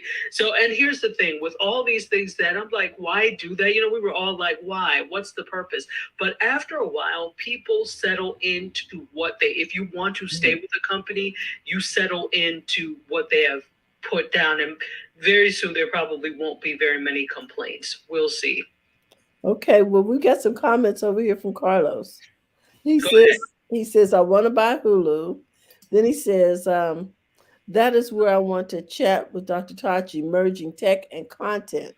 Netflix stole my idea of being able to offer live concert and shows on OTT platform. He says, I already have the tech for that. So, okay, you hear him, Netflix? Y'all need to call him. No. Well, see, here's the thing, Carlos. There is room in the space for everyone. It's a very strange concept when people think there can only be one, because one company cannot service everything. And the particular slant and angle that you have, which is wonderful, is really providing Spanish language and or if not just Spanish language content to Hispanic, Latino, Latinx populations. So I think that is a particular niche that Netflix is not looking at. that many other people are not looking at. So I think you win when it comes to that type of niche content. So don't mind them. They're going to do what they do. You do what you do, Carlos. Mm-hmm. All right. Let's talk a little bit about podcasting. Everybody loves podcasting. So, podcasters, and Terry, I don't know if you talked about this. You may have, but we're going to talk about it again. But podcasters are hoping to find new listeners on the YouTube Music app. So, YouTube is soon to add podcasts to the YouTube Music app, and that's going to be an opportunity for podcasters to find more listeners, according to conversations with 4 podcast executives that Digiday have at a time when listenership has slowed, and it has slowed down. If you notice, listenership for podcasts has slowed down a bit because, again, they were at their height during the pandemic. And as people, quote, go back to doing, quote, regular things, podcast listenership has slowed down a little bit. It's still there, but it's slowed down a little bit. So YouTube says that it's in the process of integrating RSS feeds into the platform to let podcasters automatically upload new episodes. But the company is not, they haven't said when this feature is going to launch. The main focus is going to be on improving the listening experience for existing video podcasts, or what I call vodcasts. So the idea is that someone can watch a video podcast in the main YouTube platform and then switch to listening to it on their phone on the YouTube Music app while on the go. So, but one podcast executive who was anonymous wondered what would stop a listener from switching to listening to a podcast on Spotify or Apple instead. YouTube would really need to provide a feature that allows for, quote, seamless integration to keep a listener on the app, the executive said. But YouTube hasn't announced if such a feature will be part of the rollout. This announcement to support audio-only podcasts on the YouTube Music app does mean podcast networks that haven't invested in fully produced video podcasts will have a lower barrier to entry to access YouTube's audience. So there's that. So what do you all think about this? YouTube and podcasts. First of all, are you all podcast listeners? Second of all, are you likely to go to YouTube Music to listen to your podcast as opposed to something else like a Spotify, etc.? I listen to podcasts, but I'm not going to go. If I'm on YouTube, I will check it out, but that's not where I think to go. If that makes sense. Yeah, that doesn't come to mind when I think about podcasts. Yeah. Okay, so I listen to podcasts, and if they put YouTube podcasts in the regular feed and not make me go over to music, I will be okay. Just let me stay in the YouTube ecosystem and just do it right there. And put podcast, like you got community and all of that, put podcasts up at the top. Let me just click there instead of making me go to music. Right. Well, exactly. Because they don't even have to do a whole separate thing with podcasts and YouTube Music. If you make it a tab, you are already, you know where this comes from, American greed, like the show. Because you are already monetizing with ad revenue. So if you do like they do on podcasting apps, your pre-roll, your mid-roll, and your post-roll ads, what does it matter if it's in with everything else? Let people select that. So, right. And it's going to be an uphill battle as well, because you all already said YouTube is not where you come to listen to podcasts. And there are plenty of podcasts on YouTube, but because people have gotten into a particular platform that they like to listen to their podcasts on, YouTube is not one. And again, here's the thing, if you're listening on your phone, unless you pay for the extra or you have the YouTube Music app, the moment you go away from YouTube, like your phone switches off, it goes away. So there is a window that minimizes a little so you can keep that open and still do something else, but it's not a true seamless experience like you would get from a Spotify or something, where you could, close your phone or click it off and you will still be able to listen. So They have work to do. They really do, because technically a YouTube video is a podcast. I listen to like MBK, whatever his name is, his podcast, MBHD. I just go to YouTube to the subscription and just listen. I don't have to watch it necessarily. Right. Exactly. Okay. Exactly. All right. Well, let's keep talking about that whole podcast type radio type thing with Radio GPT, live, local, and powered by AI. Just when we thought we could get away. Okay. Nope. Look, AI For real, for real.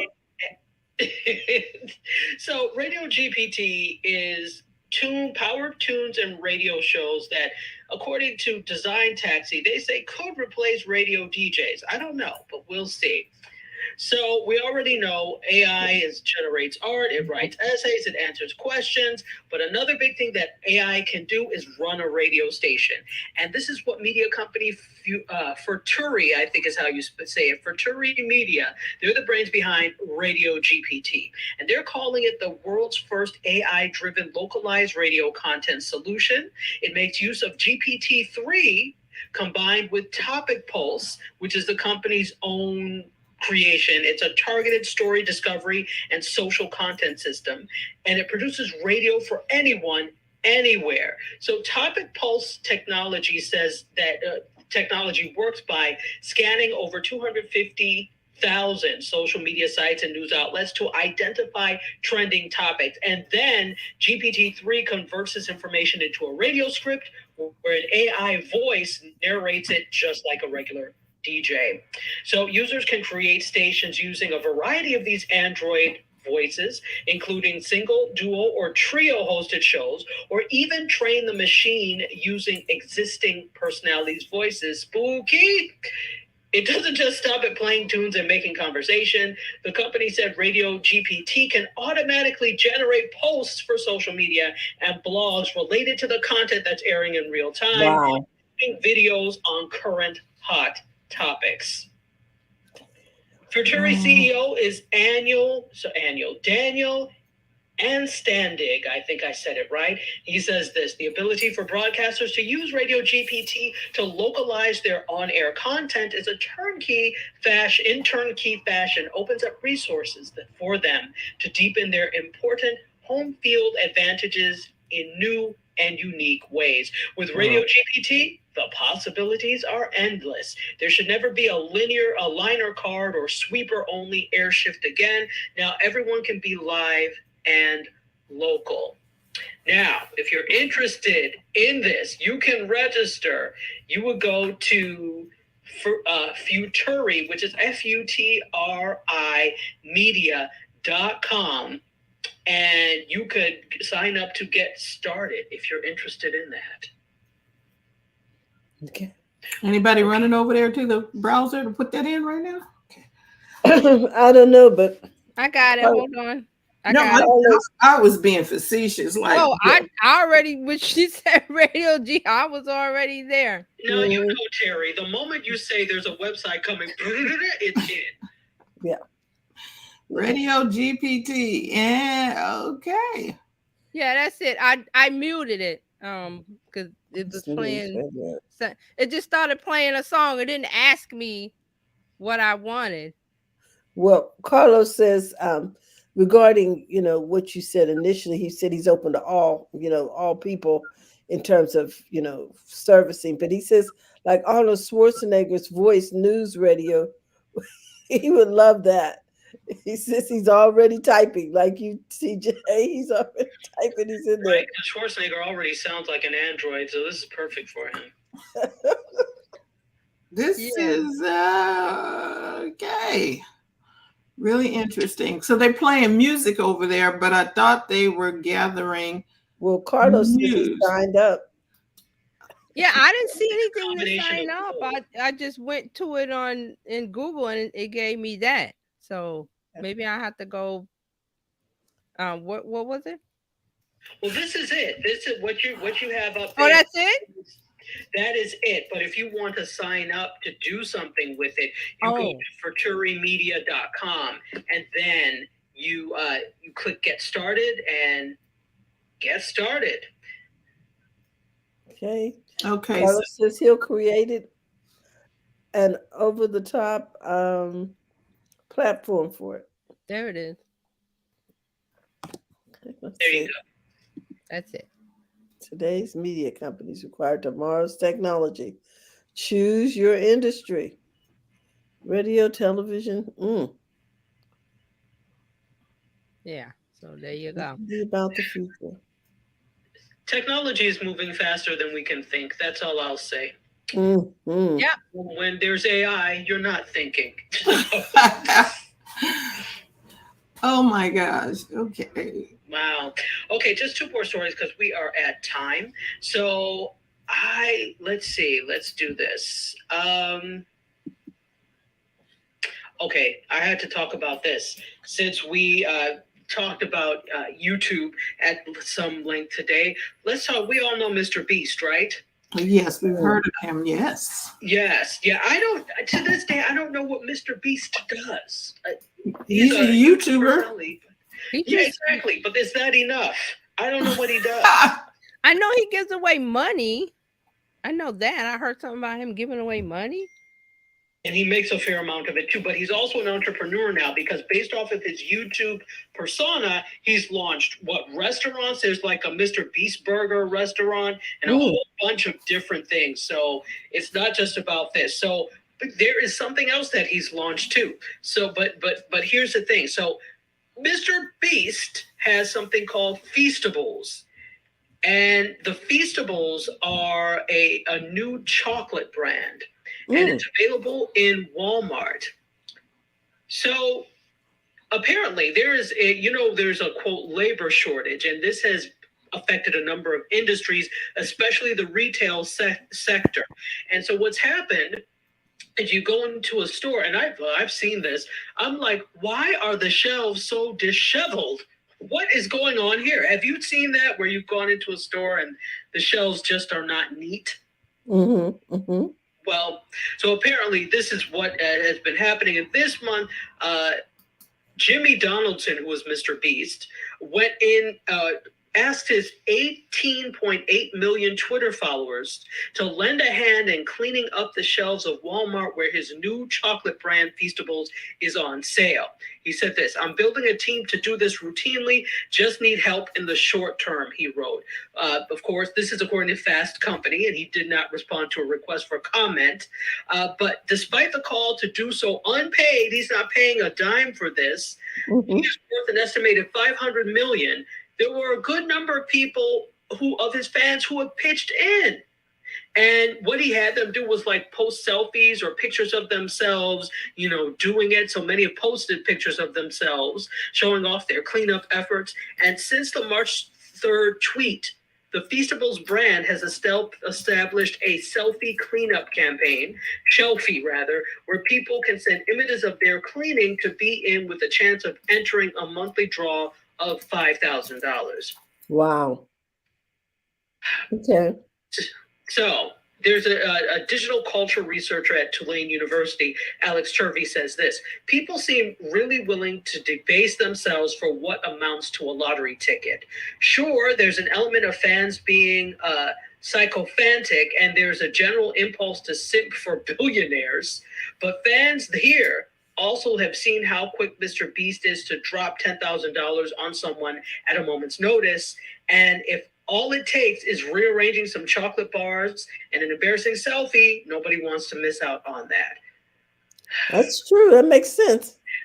It does make sense. But I'm like, you're worth $500 million and you see this as an issue. You could not put together. Why are you asking fans to do this? And they're doing it. So you can't blame him because he asked and they responded. But I'm like, exactly.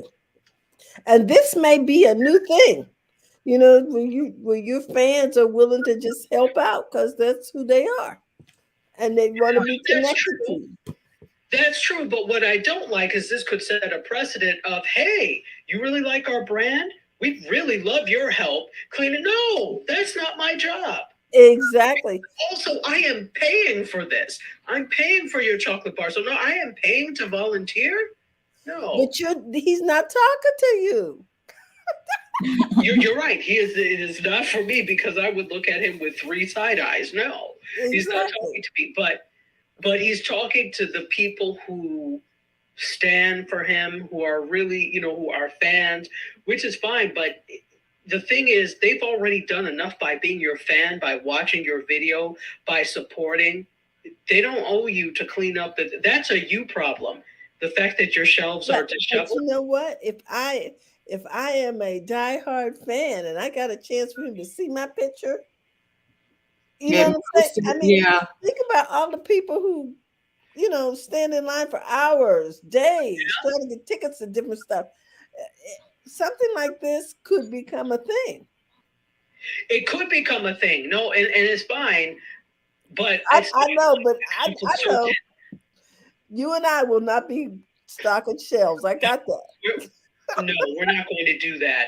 But I think it has more to do with him as a personality and a YouTuber and the fact they're fans. I wonder though if regular brands are going to try to do this type of thing. This is Or what like, this is what okay, I'm saying. Oh, okay, This may but be the new thing.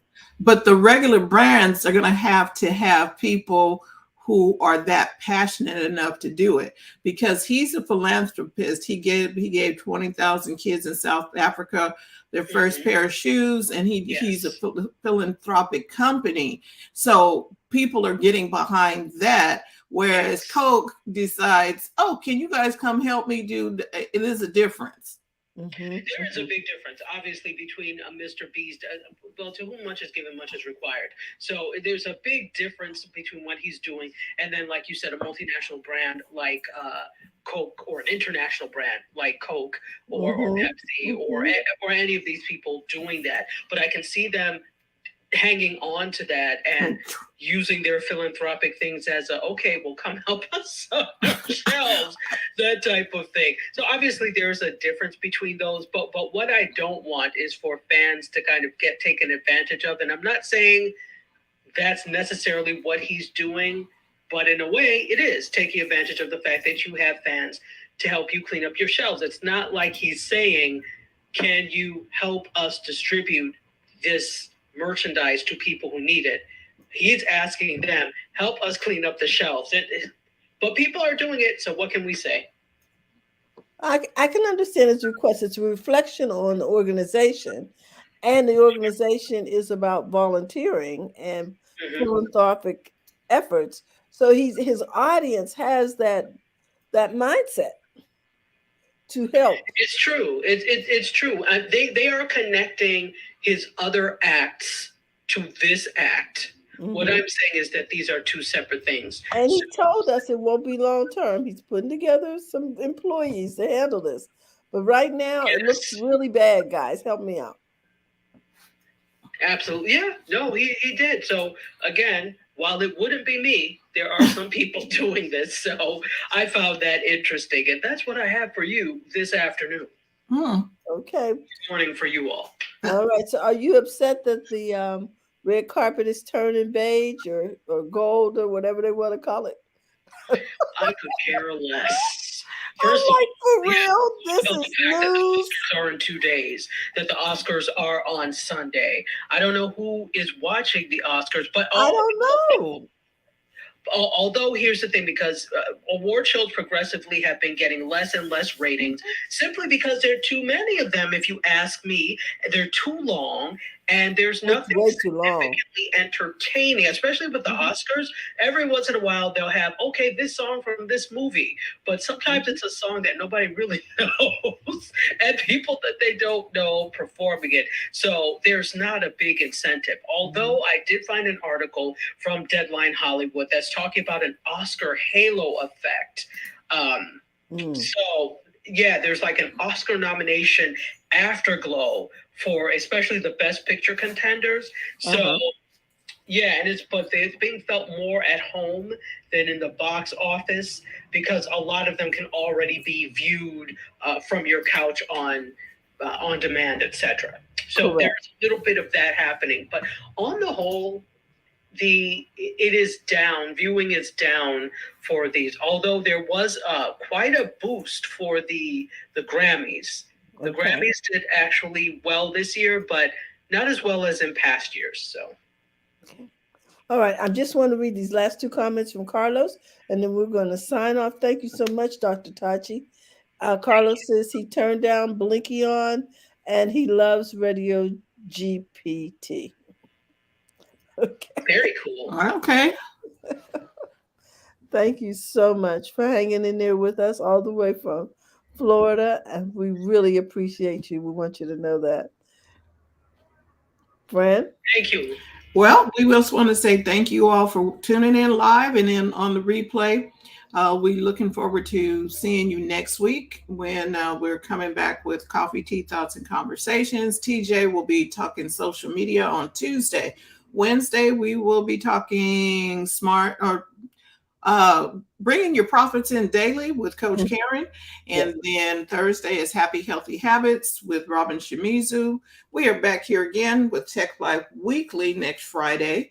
And if you'd like to join the BizChicks community, just text biz to 33777, or you can visit bizchicks.net and hit the subscribe button, and you'll be a part of the community so that you can get all the notices and updates.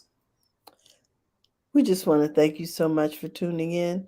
We'll see you here, same time, same place, Monday morning. Have a great day, everyone. Thank you. Bye-bye.